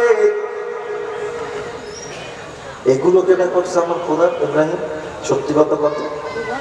আপনি জিজ্ঞেস হেরা হেরা মারামারি করে রেডি করছে। আজর মেজাজ গরম হয়েছে, কি পারে কথা বলতে? ওরা কি ফিরে দিতে পারে, মারামারি করতে পারে? ইব্রাহিমকে তা আসলে পারে না। না, গর্বের সাথে কইছে না। ইব্রাহিম আলাইহিস সালাম ডাক দিয়া কয়, ও বাবা, যেই খোদা মারামারি করার শক্তি পর্যন্ত নাই, যেই খোদার নিজের নাক পর্যন্ত নিজের হেফাজত করার শক্তি নাই, বলেন তো ওই খোদায় আসমান কেমনে চালায়, জমিন কেমনে চালায়? ওই খোদায় সূর্য কেমনে চালায়, চন্দ্র কেমনে চালায়? ওই খোদায় কেমনে পৃথিবীতে বৃষ্টি বর্ষণ করে? আল্লাহু আকবার। এই হিকমত কে দিয়েছে? ইব্রাহিমকে। ইব্রাহিম আলাইহিস সালামের তো মেজাজ গরম, আবার নাকি বাবাই মূর্তি আনতে পাঠায়। হঠাৎ মেলার সময় আসলে এলাকায় মেলা বস্তু। আজরের খোদার নাম ছিল কি? আসতে কোন গাজরে কোন নমরুদ ছিল আজরের খোদা। আজর বলে, আজকে আমি মেলায় যাব, এলাকার সব মানুষদেরকে তোমরা নিয়ে চলো। মেলায় রওনা দিছে। ইব্রাহিম বলে, আনা সাকিম, আমি অসুস্থ, পেটে ব্যথা, আমি যাবো না। এজন্য কিছু জায়গায় মিথ্যা বলা যায় আছে। কি মিথ্যা? দুই ভাই ভিড়াভিড়ি করতেছে, দুইজনের মিলায় দেওয়ার জন্য ছোট মিথ্যা বলে মিলায় দেওয়া যায় আছে না নাই? তো উনি একটা হক করার জন্য ছোট্ট একটা মিথ্যা বলা যায় না, একটা কৌশল অবলম্বন করেছে। আমার পেটে ব্যথা, আমি যাবো না। সবাই চলে গেছে। ইব্রাহিম পারে কুঠার ছিলেন, কুঠার কুড়াল, কুড়াল ছিলেন, কুড়াল একটা দিয়া নমরুদের খোদার দ্বারে গেছে। সবচেয়ে বড় বড় খোদা নমরুদের।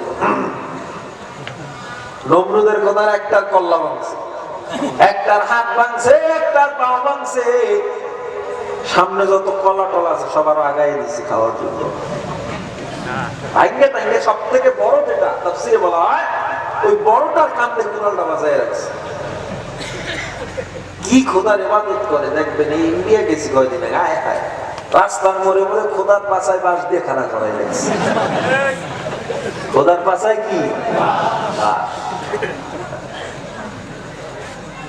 এই কলা কলা সব সামনে দেওয়া, খাইতেছে না।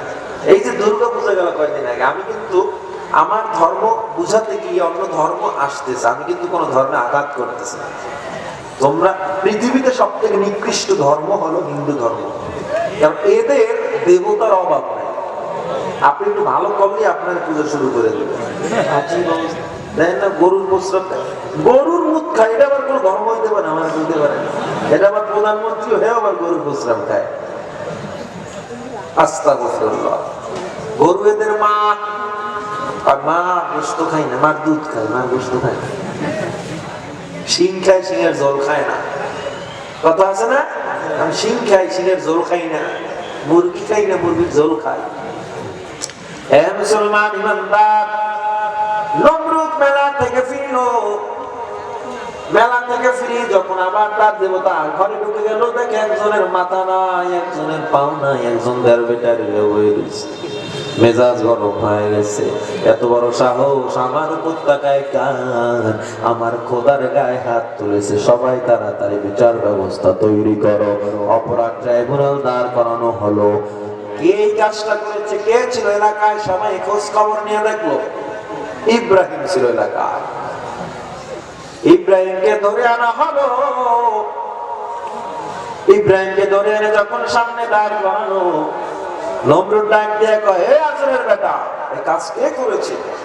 ইব্রাহিম কয়, বড়ডারে জিজ্ঞানো সব, আমারও তো প্রশ্ন থাকতে এই কাজগুলো কে করছে?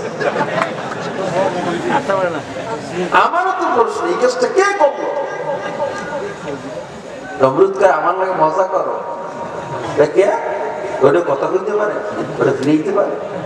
তাই কেন না, একটু কাওয়া টালা খাওয়ায় না, শক্তি হোক, এরপরে কথা বলতে পারে।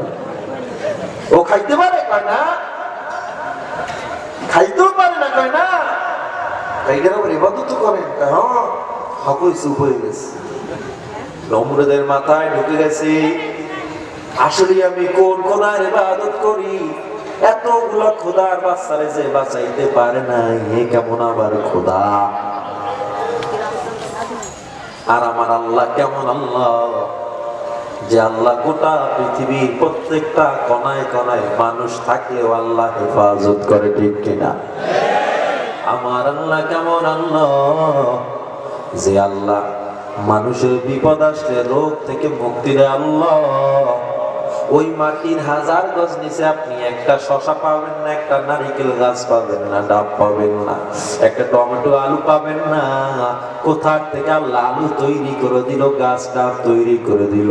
এই যে তৈরি করেছে, এই হাজার হাজার হাজার হাজার মাইল পানির নিচে সমুদ্রে ঝিনুকের মুখে মুক্তা যিনি দান করেছে, ও বাংলা ব্যাঙের মুখে মুক্তা যিনি দান করেছে, গরুটাকে যিনি আমাদের খাদেম বানায় দিল, বাতাসটাকে অল টাইম যিনি আমাদের খাদেম বানায় দিল, এই চন্দ্র সূর্য যিনি খাদেম বানাইলো, তিনি হলেন আমাদের আল্লাহ। ঠিক কিনা? আমাদের আল্লাহ ঘুমায় না, ঘুমায় না।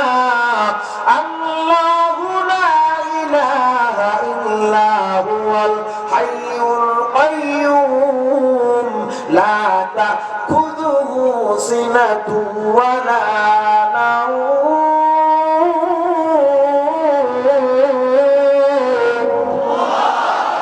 আমার আল্লাহ এমন আল্লাহ, তোমরাও দেয় না। আমার আল্লাহ এমন আল্লাহ যে ঘুমায়ও না। ইব্রাহিম বলে, কেমন ইবাদত করে যে নিজের খোদারে নিজে বাঁচাইতে পারে না, নিজের বাচ্চারে বাঁচাইতে পারে না, এ কোনোদিন খোদা হতে পারে না। আপনি একজন হয়ে আবার কেমনে এত বড় মানুষ, তার আপনি ইবাদত করে? মূর্খদের বিচার যেমন হয়, ইব্রাহিমের সামনে নমরুদ এবার একটা পোল্ট্রি লইল। পোল্ট্রি বুঝেন না? চুপ কর, আমার ধর্মের বিরুদ্ধে কথা বলতেছো। পুরো সমাজকে বলতেছে, দেখ আমার সামনে আমার বাপ দাদা ধর্মের বিরুদ্ধে কথা বলতেছে। আসল পয়েন্ট থেকে কোথায় চলে গেছে? ইব্রাহিমের শাস্তি হতে হবে। কেমন শাস্তি?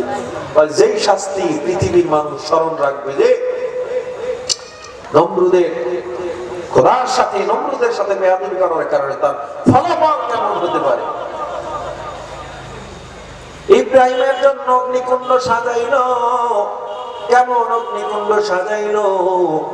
বলে 30 ফিট, কোন কোন রেওয়ায়েতে 70 ফিট লম্বা কূপ, স্কয়ার ফিট ছিল 70 ফিট। এত বড় অগ্নিকুণ্ড সাজাইলো, আগুনটাকে এত পরিমাণে তাপ দিল। মুফাসসিরিনে কেরাম বলেন, 30 মাইল উপর থেকে কোনো পাখি গেল পুরে ঝাঁঝরা হয়ে পড়ে যায়, এত তাপ বানাইছে। ইব্রাহিমকে যে ফালাবে হাতে ধরে ফালাইতে পারবে না, কারণ আগুনের তাপে কেউ কাছে যাইতে পারে না। চরক গাছ সাজাইলো, চরক গাছে করে ইব্রাহিমকে ফালাইবে। ইব্রাহিম আলাইহিস সালামকে চরক গাছের এক মাথায় বসাইলো, আর এক মাথায় রশি লাগাইলো।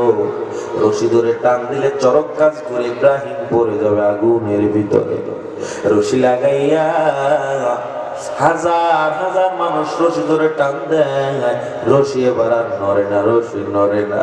কারণ আমার আল্লাহ ডাক দিয়া কয়, যারা বিপদে ধৈর্য ধারণ করবে এর সাথে আমি আল্লাহ আছি। ঠিক কিনা জোরে বল। আমার আল্লাহ জানে দে ও চরক গাছ নড়বি না, ও চরক গাছ নড়বি না। কারণ ইব্রাহিমের চরক গাছ কেন নড়ে না? ইব্রাহিমের ওই নমরুদের পক্ষে হাজার কাফের, আর ইব্রাহিমের পক্ষে হাজার ফেরেশতা। ঠিক কিনা জোরে কর। ইব্রাহিমের চরক গাছ নড়ে না। এই দুনিয়ার সব থেকে বড় মুফতি ইবলিস হাজির হয়ে গেল তার কাছে, নমরুদের কাছে। কানে কানে গিয়া বলে, নমরুদ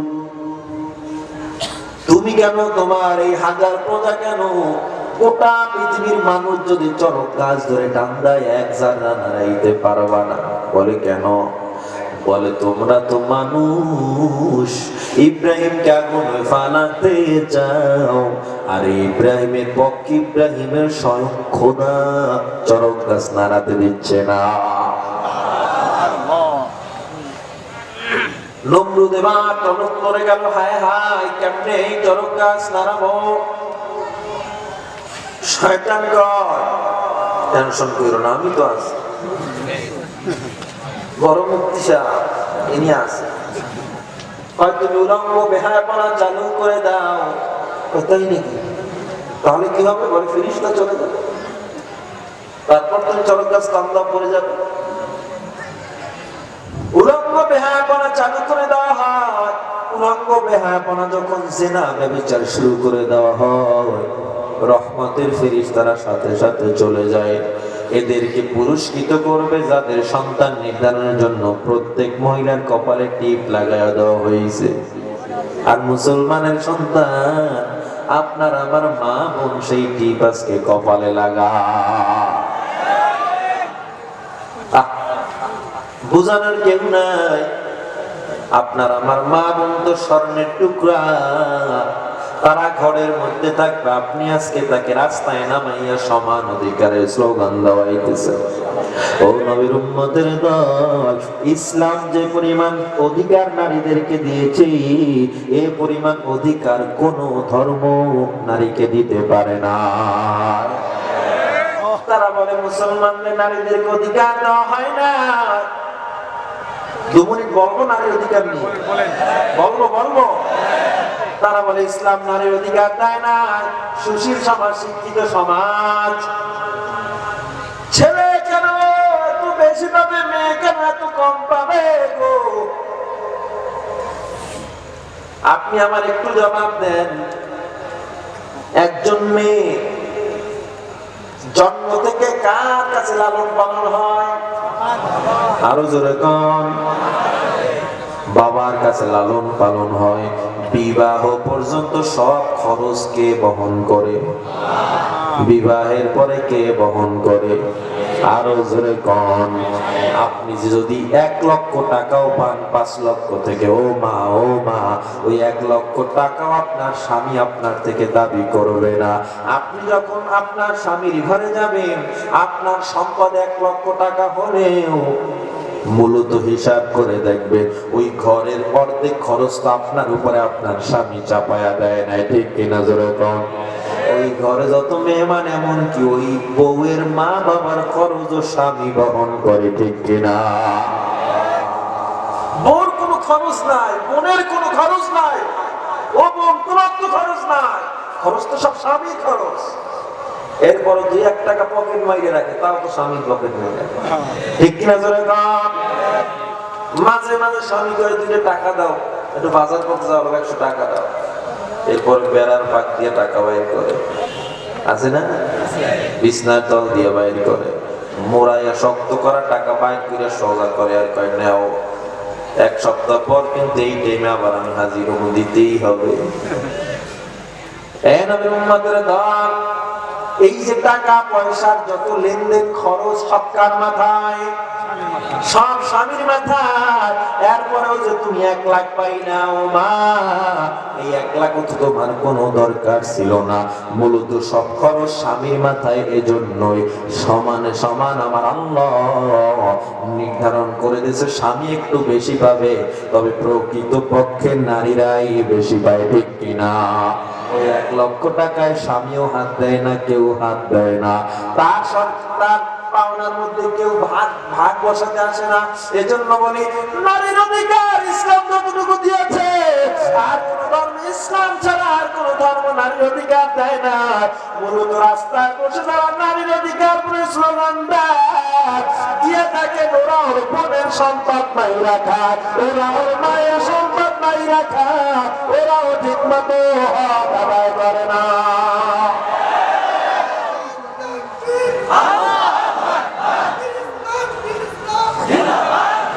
মুসলমান ইমানদার, নারীর অধিকার একমাত্র ইসলাম দিয়েছে। যারা বলে নারীর অধিকার দেয় না, ওরা নিজেরাও ঠিক মতো হক আদায় করে না। এজন্য বলি, ও মা, ও বোন, তোমাদের যে পরিমাণ সম্মান ইসলাম দিয়েছে, অন্য কোন ধর্ম, অন্য কোন সমাজ এটা দিতে পারবে না, ঠিক কিনা? ওই রাস্তাঘাটে মাটি গাইটা ঘাম ঝরাইয়া 2 টাকা রোজগারের ক্ষমতা মা তোমাকে আল্লাহ দেয় নাই। তোমরা তো স্বর্ণের টুকরা, তোমরা ঘরে থাকবা, সব কষ্ট দায়িত্ব তো আমার আল্লাহ পুরুষদের দিয়া রাখছে, ঠিক কিনা? জোরে বল। নবীর উম্মতের দল, কোন জায়গায় ছিলাম মনে আছে?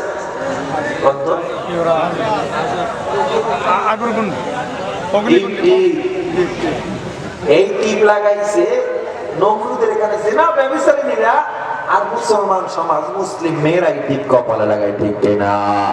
এই টিপ যারা লাগায়, মনে করবেন ওর চরিত্রেও হয়তো ওই রকম একটু ঝামেলা আছে। আমাদের মনে করতে তার সমস্যা নাই, আপনি লাগাইতে পারবেন, আমরা মনে করতে পারবো না। কেউ যদি ভুলে লাগায় থাকে, আমার আওয়াজ যতদূর যায়, ও মা, ও বোন, কপালে আর টিপ লাগাবেন না। আপনাদের যাদের মেয়ে আছে, কপালে টিপ লাগাতে দিবেন না। কে কে রাজি আছেন দেখি? জীবনে না, না তাকবীর, হাত নামান। টিপ লাগালে কেমন ভালো না? না, হ্যাঁ, টিপ ছাড়া সুন্দর দেখা যায় না? অনেক সুন্দর দেখা যায়। এরপরে দেখেন সমাজে আবার নারীর অধিকার কয় কয় কি জানি কয়, দৃষ্টিভঙ্গি বদলাও, পৃথিবী বদলে যাবে। মেয়েরা উলঙ্গ হয়ে হাঁটবে, তোমার কি, তুমি তাকাবে কেন? কয় কি কয় না, কয় কি করে না? ধর্ষণ সমাজে এত কেন বেড়েছে? যদি আমরা বলি ধর্ষণ বেড়েছে মেয়েদের কারণে, কয় এই তো হুজুররাই দেশটারে খাইছে, কয় হুজুররাই দেশটারে খাইছে। হুজুররা দেশের প্রধানমন্ত্রী, বিরোধী দলে হুজুররা কোন এলাকার এমপি আসেনি, দেশটা দুর্নীতিতে 5 বার চ্যাম্পিয়ন বানাইছে হুজুররা, কথা কয় না। শেয়ার বাজারে কেলেঙ্কারি হুজুররা করছে, বিভাগ হত্যাকাণ্ড হুজুররা করছে, নারায়ণগঞ্জের 7 মার্ডার হুজুররা করছে, কথা কয় না। আপনার হুজুররা পিড়া মারছে, এরপর হুজুররা তো দোষ কেন? মূলত হুজুররা দেশটারে খায় না, হুজুর যারা হুজুরদের বিরুদ্ধে কথা বলে, এই সমস্ত খাজুররাই দেশটারে খাইছে। নাম বললে কথা ক্লিয়ার না ভেজাল আছে?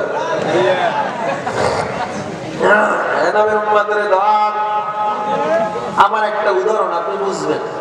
আপনাদের এই শোলাকুণ্ড না, এখান থেকে একজনের বেয়াই আছে, ঢাকা থাকে, উনি এখানে আসছে। এই শোলাকুণ্ডের বেয়াই চিন্তা করলো, ফরিদপুরের বেয়াই চিন্তা করলো, আজকে বেয়াই ইলিশ মাছের বড় মাথাটা দিয়ে ভাত খাওয়াবো, বাজার থেকে বড় ইলিশ মাছটা নিছে। ইলিশ মাছ ভুনা করিয়া বেয়ার জন্য সাজাইয়া প্লেটে রাখছে, ডিম সহ মরিচ সহ সুন্দর করে রাখছে। ঘরে একজন 8 বছর পোষা বিড়াল ছিল, কি ছিল? চা কহে বিড়ালে ডাক দিছে দিঘা, এই যে মাছ দেখছো, বিড়াল তো এখনো দেখছি। এই মাছগুলারে পাহারা দিবি আমার ভাইকে, আমি আগে আগে যাইতেছি, আসা পর্যন্ত কেউ যেন এই মাছে মুখ লাগায় না। বিড়াল আল্লাহর বান্দে, এই বিড়াল এবার চিন্তা করলো খাওয়ার সুযোগ পাই না, বড় একটা সুযোগ পাইছে। দেখে বিড়ালে সব খাইয়া পুইয়া সাইটা বইটা বলে টুকুর কইরা রাখছে। বিড়াল মেজাজ করো, বিড়ালের 2 পায় 2 হাতে রশি লাগাইয়া, মূলত 4 পাও, তারপর ওদের 2টা হাতের কাছে 2টা পায়ের কাছে বাবা রশিদে টানাইয়া বিচার ট্রাইব্যুনাল গঠন করছে। Eve teasing tribunal. তোরে আমি 8 বছর পর্যন্ত খাওয়াইলাম, এত কিছু করলাম, এরপরও তুই কেন মাসি মুখ দিলি বল? ঢাকা বেআই ডাকতে বলে, ও ফরিদপুরের বেআই গো, মাথার ব্রেনটা খাড়াইয়া যদি ওই মাছের উপর একটা ঢাকনা দিতা, কিয়ামত হয়ে যাইতো, বিড়াল মাছে মুখ লাগাইতে পারতো না। আজকে উলঙ্গ আমার বোনের রাস্তায় না নামাইয়া বোরকা নামক ঢাকনাটা যদি লাগা দিতা, কিয়ামত হয়ে যাইতো, মিনিমাম 100-র মধ্যে 99টা ধর্ষণ আর হইতো না। ঠিক কিনা বলো? নারী অধিকার, ইফটিজিং, আরে বাপরে বাপ, ইফটিজিং হুজুররা করে। আবার আমাদের আল্লামা আমার শফি সাহেব একটু তুলনা দিয়েছিল তেঁতুলের লাগে, আরে তেঁতুল হুজুর বানায় দিছে, কি আজীব অবস্থা। উদাহরণ দিছে কি, আচ্ছা এখানে কে কে আছেন? কিন্তু আমি মাইটাই দেখলাম, আমার মনে কিছুই উঠে না, তো নিতে পারে না, না যান উঠে না, এত ব্যাটারি লো, বুঝেন নাই? এই যে নারী পুরুষের একটা আলাদা আকর্ষণ, এটা কে দান করেছে? আগুন আর মন যেমন এক জায়গায় থাকতে পারে না, নারী পুরুষ এক জায়গায় এরকম থাকতে পারে না, এটা আল্লাহ আলাদাভাবে সৃষ্টি করেছে। এটাকে কন্ট্রোল করার দায়িত্ব পুরুষের এবং নারীর উভয়। কিন্তু নারীদের প্রতি আকর্ষণটা পুরুষের আল্লাহ বেশি দিয়েছে, এটা আল্লাহর পক্ষ থেকে। এজন্য উদাহরণ দিয়েছিল, তেঁতুল দেখলে যেমন পানি আসবে মুখে, এই উদাহরণ এই জায়গায়। এবং নারী দেখলে পুরুষের আকর্ষণ বাড়বেই, তার মানে নারী দেখলে মুখে পানি আসবে, এটা কথা।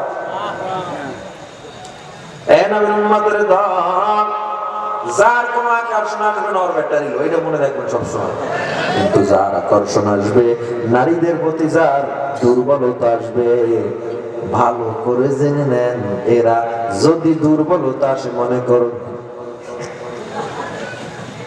এটা হাসেন কেন, আসলে এটা বাস্তবতা, ঠিক কিনা? মনে করবেন যার দুর্বলতা আসে না, কিন্তু যার আসে অবশ্যই তাকে এটা মানতে হবে। নারীদের প্রতি আল্লাহ দুর্বলতা দিয়েছে, সুতরাং নারীকে পর্দায় থাকতে হবে। পর্দায় না থাইকা বাহিরে বের হয় যদি ধর্ষিত হয়, ইফতিজিং এর কোনো আইন রাখতে পারবে না। ইফতিজিং এর আইন, বিড়াপিড়ির আইন, ধরো পিটাও, পিটাও, এটা করো, সেটা করো। হ্যাঁ, বখাতে কিছু সন্তান তো থাকবেই যারা বোরকার উপর থেকেও আক্রমণ করবে, বাকি 1000-এর ভিতরে একটা, ঠিক কিনা জোরে কম। ঘর যদি আপনি খোলামেলা রাখেন, ঘর খোলামেলা রাখলে ডাকাত অটোমেটিক, চোর অটোমেটিক রাত্রে এসে নিয়ে যাবে। কিন্তু যদি আটকে রাখেন, সিং খুইদা ঘর ভাইয়া, এরকম 100-র মধ্যে একটা হয়, ঠিক কিনা জোরে কম।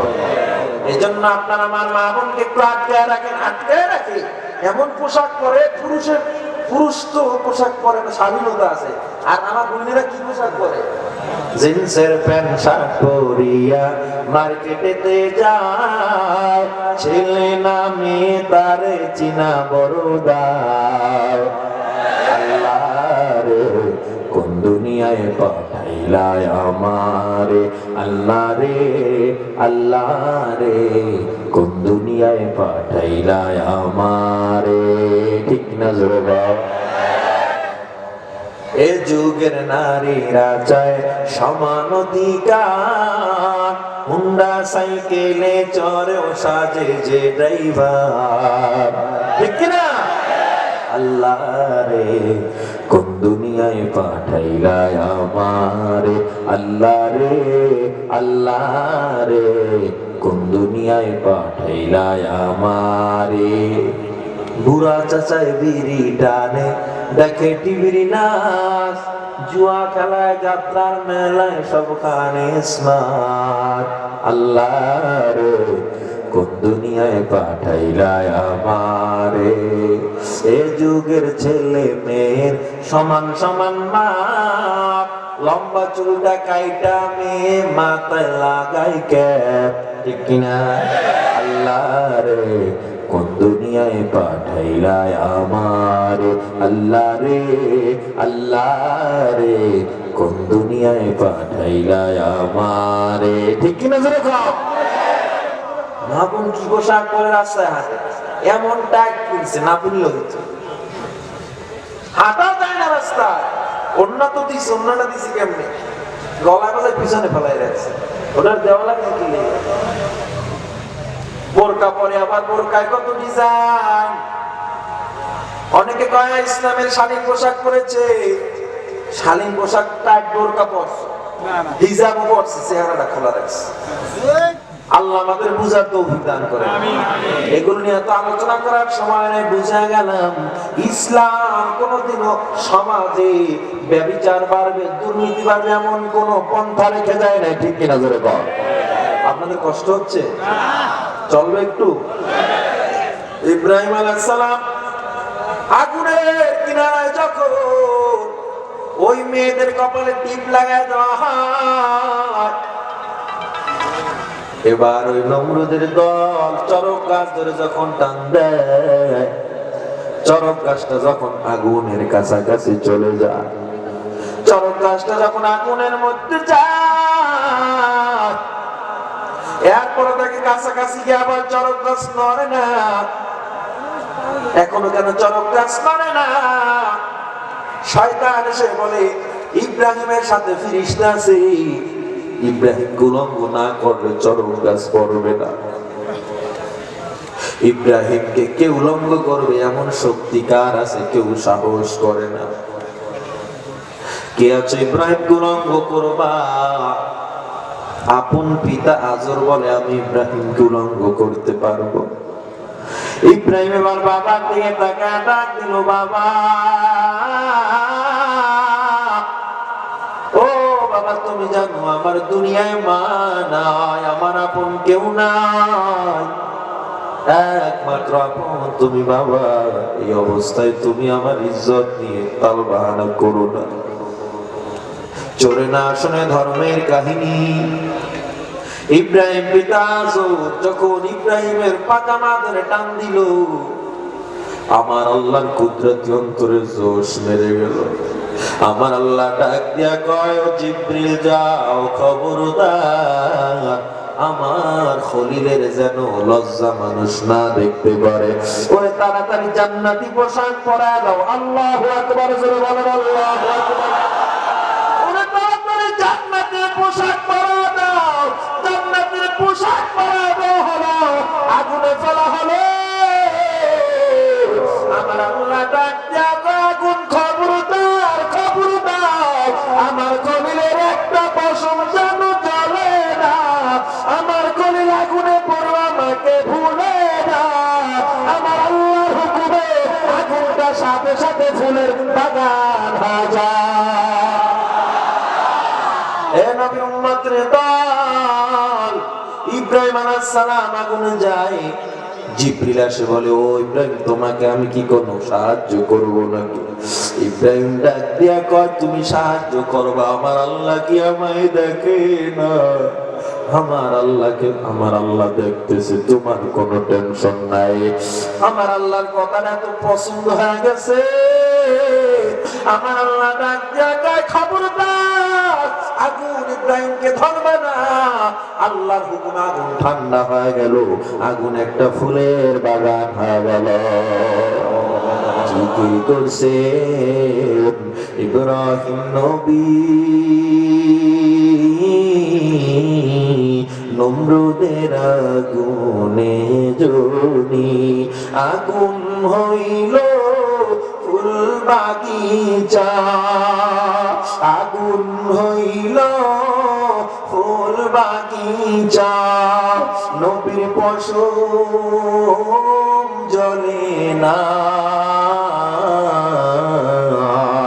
হামেশা জিকির করো মুমিন গাফিল থাইকো না হামেশা জিকির করো মুমিন গাফিল থাইকো না জিকির করছে মুসা নবী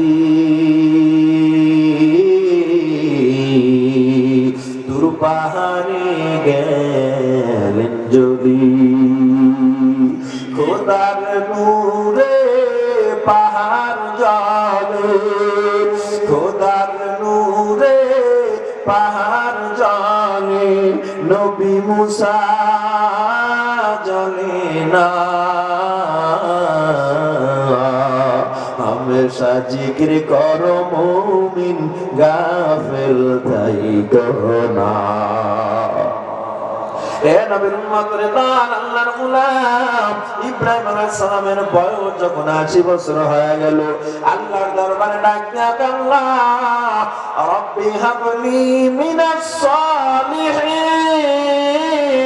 সালিহিন আল্লাহ আমাকে একজন নেককার সন্তান দান করে দাও আমার আল্লাহ বলেন ফাবাশশারনাহু বিগুলামিন হালিম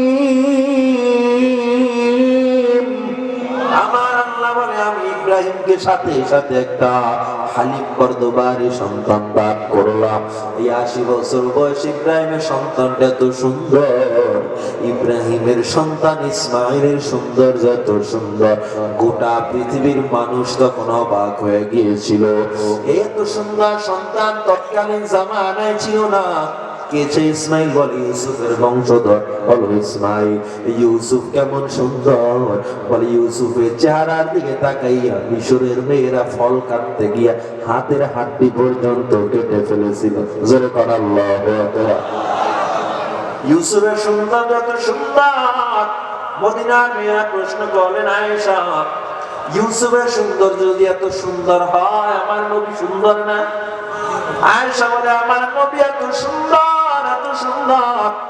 মিশরের এই মজলিসে ইউসুফ নবী না হইয়া যদি আখিরি জামানার পয়গম্বর থাকতো ওই মেয়েরা হাত কাটতে কাটতে কলিজা পর্যন্ত কেটে ফেলত সৈয়দুল কাউনাইন খাতমুল মুরসালিন আখির আমদ বুদ ফখরুল আউয়ালিন শুদ্ধ ওজুদাশ রহমাতান লিল আলামিন মসজিদে ও শুদ্ধ হামারো এ জমিন ও নবীর উম্মতের দল আল্লাহ তাআলা তো সুন্দর একটা সন্তান দান করলেন ইব্রাহিমের মনে এত আনন্দ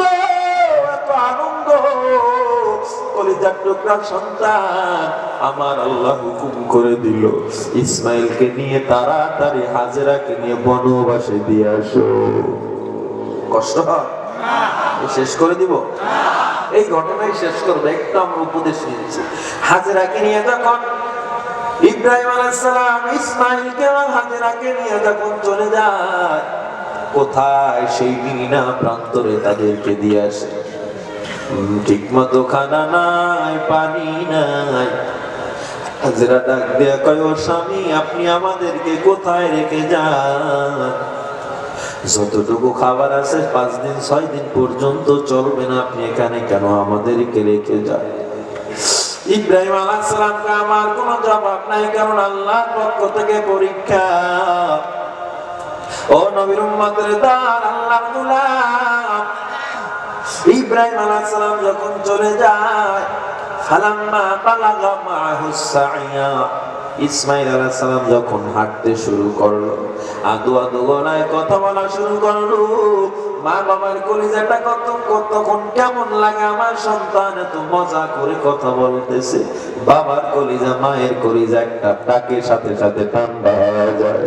এমন অবস্থায় ইব্রাহিম 6 বছর 7 বছর পর্যন্ত যেই সন্তানের অপেক্ষায়, আজ আমি 7 বছর পর আমার কলিজার টুকরা ইসমাইলকে দেখতে যাব। এমন অবস্থা আমার আল্লাহ স্বপ্নে দেখা দেয়, ও ইব্রাহিম জলদি যা, তোমার প্রিয় বস্তু আমি আল্লাহর রাস্তায় কোরবানি করে দাও। ইমাম কুরতুবী রাহমাতুল্লাহ আলাইহি বলেন, ইব্রাহিম আলাইহিস সালাম দুম্বা কুরবানি দেয়, শত শত উট কুরবানি দেয়, কিন্তু না আমার আল্লাহ আবার স্বপ্ন দেখায় না, তোমার স্বপ্ন কবুল হয় না। ইব্রাহিমের বুঝতে বাকি নাই, আমার আল্লাহ আমার প্রিয় বস্তু ইসমাইলকে কোরবানির কথা বলতেছে। ইব্রাহিম আলাইহিস সালাম যখন আপন সন্তানকে কোরবানির জন্য রওনা দেয়, ওই মিনো উপত্যকায় গিয়ে দেখে ছোট ছোট বাচ্চারা খেলাধুলা করে। গিয়া বলে, তোমরা ইসমাইল নামে কাউকে চিনোনি? ওই বাচ্চারা বলে, ইসমাইল নামে কাউকে চিনি না। তবে ওই উপত্যকায় বসে বসে কে জানো ওই আসমানের তারকা গণনা করে আর বলে, এটা আমার আব্বু, এটা আমার আব্বু। সাথে সাথে ইব্রাহিম আলাইহিস সালাম দৌড়িয়া ঘোড়া নিয়ে তার কাছে চলে গেল। গিয়া ডাক দিয়া বলে, ও বাচ্চা এদিকে আসো, তোমার নাম কি ইসমাইল? বলে হ্যাঁ। ইব্রাহিম আলাইহিস সালাম কোলে নিয়ে বারবার চুমু খায়, দেখতে কত সুন্দর। 6 বছরের বাচ্চা, 7 বছরের বাচ্চা দেখতে কত সুন্দর। মুখে বাজায় বাজায় ইসমাইল বলে, আপনি কে? আপনি আমাকে কেন চুমু খান, গলায় নিতেছেন? ইব্রাহিম আলাইহিস সালাম ডাক দিয়া, আমি তোমার আব্বু ইব্রাহিম। ইসমাইল আলাইহিস সালামের বুঝতে বাকি নাই, মায়ের কাছ থেকে শুনেছিল তার বাবার নাম ইব্রাহিম। গলাটা জোড়া ডাক দিয়া কয়, বাবা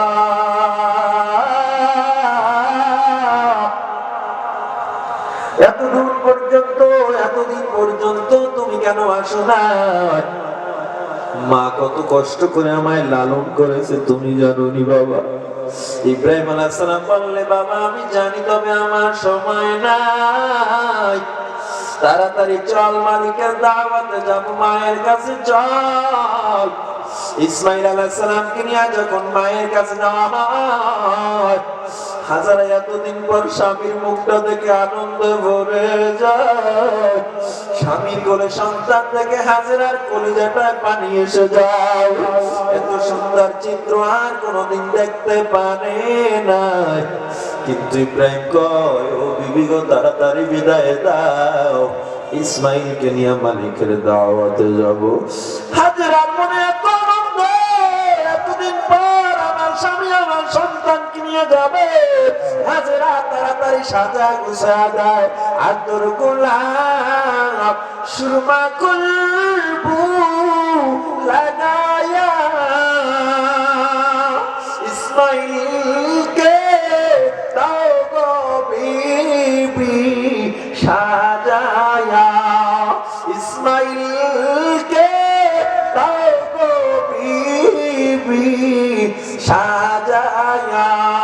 ইব্রাহিম আলাইহিস সালাম যখন বলল সাজায়া দাও, বিবি তখন তাকে সুন্দর করে সাজায়া দিল। প্রতিমধ্যে শয়তান এসে বলে, ইসমাঈল তুই কি জানো তোর বাবা তোকে জবাই করার জন্য নিয়ে যায়? ছোট্ট শিশু ইসমাঈল এমন ভাবে মুফাসসিরিন ইকরাম বলে, পয়গম্বর ইব্রাহিমের কোন আঙ্গুলটা ধরে আস্তে আস্তে টানে আর কয়, বাবা একটা লোক বলতেছে তুমি নাকি আমায় জবাই করবার সত্য নাকি?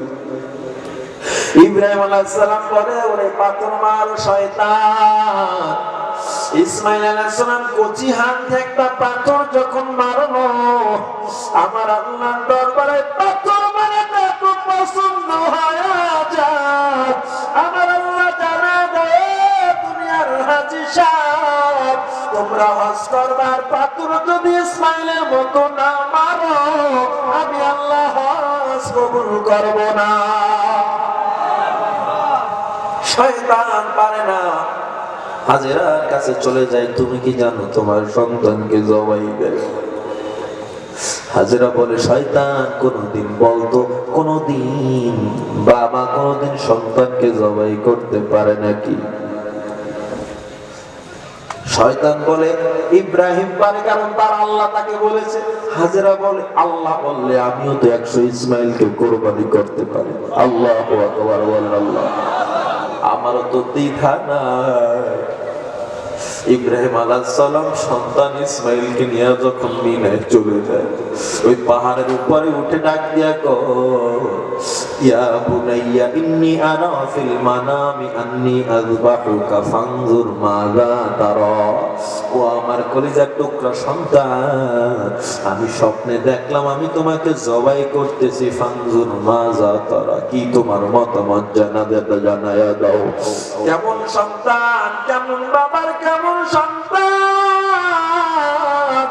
ইসমাইল আলাইহিস সালাম ডাক দিয়া বলে, ইয়া আবাতি ফাল মা তুমার। ও বাবা গো, আপনার আল্লাহ আপনাকে যা অর্ডার করেছে আপনি তাড়াতাড়ি তা প্রয়োগ করেন। জোরে কোন আল্লাহু আকবার। কেমন বাবার কেমন সন্তান। ও বাবা, আপনি তাড়াতাড়ি করেন। সাতাজিদুনি ইনশা আল্লাহু মিনাস সাবিরিন। ও বাবা, আপনি আমাকে ধৈর্যশীলদের মধ্যে পাবেন। এই নবীর উম্মতের দল। এর আগে কিছু কথা ইব্রাহিমকে ইসমাইল লক্ষ্য করে বলে, ও বাবা গো, আপনি যদি আমায় আগে একটু জানা দিতেন, মায়ের কাছ থেকে একটু বিদায় নিতে পারতাম। কারণ আমার মা আমার জন্য কত কষ্ট করেছি। সাফায় দৌড়াইছে, মারওয়ায় দৌড়াইছে একটু পানির জন্য। ওই দৌড়টা আমার আল্লাহ দরবারে কত পছন্দ। সাফা মারওয়ায় দৌড় না দিলে আমার আল্লাহ হাজিদের হজ কবুল করে না, ঠিক কিনা? ও নবীর উম্মতের দল, ইসমাইল আলাইহিস সালাম ডাক দিয়া কয়, বাবা আমি যদি একটু বলতে, যুগের কি ইতিহাসের কে নিম্ন পরিহাস। ইব্রাহিম আলাইহিস সালাম বলে, বাবা সময় নাই, তুমি কি প্রস্তুত? বলে, আমি আব্বু প্রস্তুত। ইমাম কুরতুবী বলেন, ইসমাইল বলে, আব্বু আমার চেহারাটা একটু আপনি উপর করিয়ে নেন, কারণ আমার মায়াবী চেহারার দিকে তাকাইলে আপনি হয়তো ছুরি চালাতে পারবেন না। আর আপনার চেহারাটা আপনি চক্ষু দুইটা আপনি বেঁধে নেন, আপনি আমার হাত পাও গুলো বেঁধে নেন, না জানি আবার ছটফট করতে করতে আমার পাও আপনি পয়গম্বরের গায়ে লেগে যায়। ইসমাইল আলাইহিস সালামের কথা শুনিয়া ইব্রাহিম একটুকু আবেগ নিজের মনে জায়গা দেয় না। আল্লাহ হুকুম করছে, আল্লাহর পরীক্ষায় পাশ করতেই হবে। ইসমাইল আলাইহিস সালামকে এবার উপর করিয়া যখন ছুরি চালানো শুরু হয়, আমার আল্লাহ ডাক দিয়া বলে, ছুরি খবরদার। আমার ইসমাইলের একটা পশু যেন কাঁদে না, একটা পশু যেন কাঁদে না। যত ছুরি চালায় পশম কাটে না।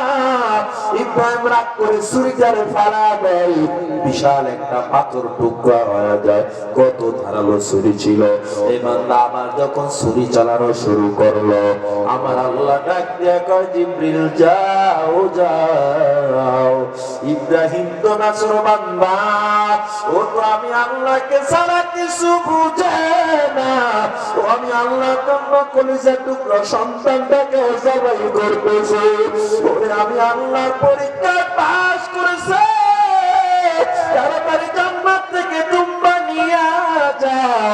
ইসমাইলকে সরাইয়া ইব্রাহিমের ছুরির নিচে দুম্বা ঢুকায়া দাও। সরে গেল, আল্লাহু আকবার। ইব্রাহিম আলাইহিস সালামের ছুরির নিচে জিবরিল দুম্বা ঢুকা দেয়, সাথে সাথে দুম্বা জবাই হয়ে যায়। হাতে রক্ত লাগার সাথে সাথে ইব্রাহিম চেহারাটা খুলে দেখে একটা দুম্বা জবাই হয়ে গেল। এবার ইসমাইল ইব্রাহিমের মনে প্রশ্ন, হায় হায় আমার কোরবানি মনে হয় নাই। আবার ইসমাইলকে আনতে যাবে, জিবরিল ডাক দেয়া কয়, ও পয়গম্বর, আল্লাহ আপনার কোরবানি কবুল করেছে। আমার আল্লাহ বলে, ও ইব্রাহিম খলিল, তাড়াতাড়ি যাও, মালিকের দাওয়াতে আসছো, মালিকের পক্ষ থেকে দুম্বা দিয়া দিলাম, হাজরাকে নিয়ে রান্না বাড়ি করে খাও। আল্লাহু আকবার। এ বান্দা, ঘটনা দ্বারা কি বুঝলাম? না বান্দা, আপনার আমার বিপদ আসবে, সন্তান মারা যাবে, বিবি মারা যাবে, মা বাবা মারা যাবে, সন্তান বিপদে পড়বে, সন্তানের স্কুলের বেতন দিতে পারবো না, হঠাৎ টাকায় টান পড়ে যাবে, মাদ্রাসার বেতন দিতে পারবো না, ভরসা করবেন আল্লাহর উপরে, আমার আল্লাহ যেভাবে হোক ব্যবস্থা করে দিবে। এক লোকমা খানা খান, আপনি ঠিক মতো কষ্ট দিয়ে খানা খাইতে পারেন না, আল্লাহর উপরে ভরসা করেন, আল্লাহ বহুত কিছু দিয়ে দিবে, ঠিক কিনা? এই দুনিয়ার উম্মত, আল্লাহর গোলাম, আল্লাহ যদি পরীক্ষা করেন, ধৈর্য ধারণ করতেই হবে। আল্লাহ বলে, বান্দা তোরে আমি পরীক্ষা করবই করব গো, এই পরীক্ষা আমি আল্লাহ করব, সন্তান দিয়া করব, ভয় দিয়া করব, ক্ষুধা দিয়া করব, তবে ধৈর্য ধারণ করা লাগবে। ও যুবক, যদি বলি একটু আল্লাহর পথে চলো, বান্দা একটু দাঁড়িয়ে রাখো, নামাজ আদায় করো। যুবক কয়, হুজুর বুড়া হয় দাঁড়িয়ে রাখবো, বুড়া হয় আমল করবো, কয় কি কয় না? আমার একটু জবাব দেন, বুড়া হওয়ার কোন গ্যারান্টি আছে নাকি? আরো জোরে বলেন, আছে নাকি? না রে যুবক, না না, ডানে বামে তাকা দেখেন, কর্মা নাই। এই দুনিয়ায় কত আল্লাহর বান্দার বাবা নাই, এই মাহফিল কত বছর কত বান্দা ছিল, আজ তারা কবরের আসামি হয়ে গেল। এ বান্দা, আপনারা 1000 বছর বেঁচে থাকার গ্যারান্টি নাই, 60 বছর 70 বছর সর্বোচ্চ হায়াত পাইতেছে। এখন দেখেন, আসার একটা সিরিয়াল, আগে দাদা পরে সন্তান, পরে সন্তানের সন্তান আসে, কিন্তু এখন যাওয়ার কোন সিরিয়াল নাই। বাবার আগে সন্তান চলে যায়, বাবার হাতে সন্তানের লাশ, মায়ের হাতে সন্তানের লাশ, দাদার হাতে বাবার লাশ। এই দুনিয়ায় চিরদিন বেঁচে থাকা যাবে না। ও যুবক, দাঁড়িয়ে রাখো, নামাজ আদায় করো। যদি বলি যুবক, নামাজ আদায় করো, দাঁড়িয়ে রাখো। যুবক কয়, হুজুর বুড়া হয়ে রাখবো, বুড়া হওয়ার কোনো গ্যারান্টি নাই, হুন্ডায় করে যাইতেছো, অ্যাক্সিডেন্ট হয়ে যে কোনো মুহূর্তে মারা যাইতে পারো। ও বান্দা, পিনাকছয় লঞ্চ ডুবে মাওয়ায় কত আল্লাহর বান্দার মরণ হয়ে গেল, সাভার ট্রাজেডিতে কত মানুষের মরণ। এ বান্দা, ইউএস বাংলা বিমান অ্যাক্সিডেন্ট হয়ে কত মা বোনের জীবন চলে গেল, তোমার কি খবর নাই? মেহেদি এখনো শুকায় নাই, নতুন দাম্পত্য অ্যাক্সিডেন্ট হয়ে মারা গেল। সিরাজগঞ্জের উল্লাপাড়ার ঘটনা 2 মাস আগে। এই যে নববধূকে উঠিয়ে নিয়ে যাচ্ছে বাস, ওই প্রায় মাইক্রো বাস ট্রেনের সাথে অ্যাক্সিডেন্ট হয়ে সব স্বপ্ন নস্যাৎ হয়ে গেল। ও যুবক, আল্লাহর গোলাম, এই দুনিয়াটা কিছুই না রে বাবা, কিছুই না। ওরে বান্দা, যে যত মনে করো অট্টালিকা করবা, হঠাৎ করে জীবনটা চলে যেতে পারে। তুমি কেন পারবা না? তো যুবক, আল্লাহর বান্দা, তোমার মতো হাজারো যুবক, RAB, army, OCD, CSP, IG, commissioner, doctor, doctor, barrister, professor, engineer, উকিল, ব্যারিস্টার, লেখক, সরকারি চাকরিজীবী, বেসরকারি চাকরিজীবী, এদের মধ্যে দাড়িওয়ালা নামাজি আছে না নাই? অভাব নাই রে বান্দা, অভাব নাই। তুমি আমি কেন পারবো না? আল্লাহ ওই কবরে কোনো কলেজ পড়ুয়া দেখবেন না, ওই কবরে মুফতি সাহেব দেখবেন না, মুহাদ্দিস দেখবেন না, ওই কবরে কোনো আল্লামা দেখবেন না, ওই কবরে আল্লাহ তাআলা প্রধানমন্ত্রী দেখবেন না, প্রজা দেখবেন না, কোন দলের নেতা দেখবেন না। আল্লাহ বলবে কি আমল নিয়ে আসতো, পাস, কে আমল নিয়ে আসে না ফেল। এজন্য নয় বিনয় করবো, আল্লাহর দরবারে মাপ চাও, মাপ চাও। আর জীবনে দাড়ি কাটবো না, নামাজ ছাড়বো না, সুদ খাবো না, ঘুষ খাবো না, অন্যায় ভাবে অত্যাচার করব না, জীবনে মনে করবো না। কে কে রাজি আছে আল্লাহর হাত তুলে দেখা না, করে আল্লাহ টাকা দেখো আমরা গুনাহগার,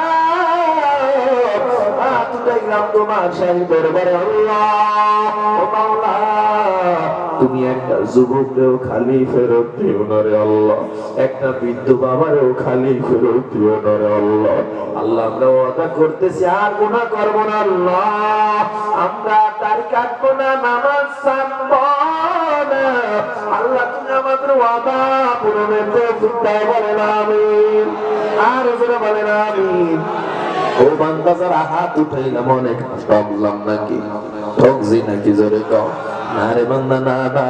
ওই মা বাবার থেকে ধন্য মা বাবা কেউ নাই, যেই মা বাবার সন্তান কোরআনের হাফেজ হয়ে গেল।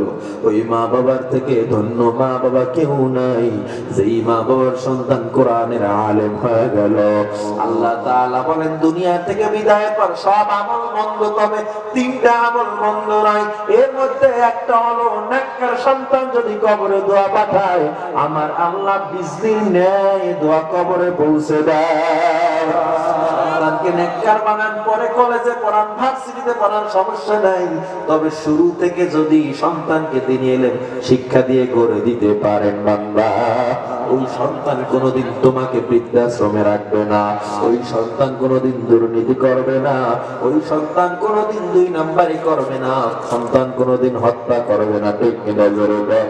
আল্লাহ তাআলা আমাদেরকে সর্ব অবস্থায় তার হুকুম মেনে আল্লাহর মহা পরীক্ষায় ধৈর্য ধারণ করে অন্ধকার কবরে ঈমানদার হয়ে যাওয়ার তৌফিক দান করেন, বলেন আমিন।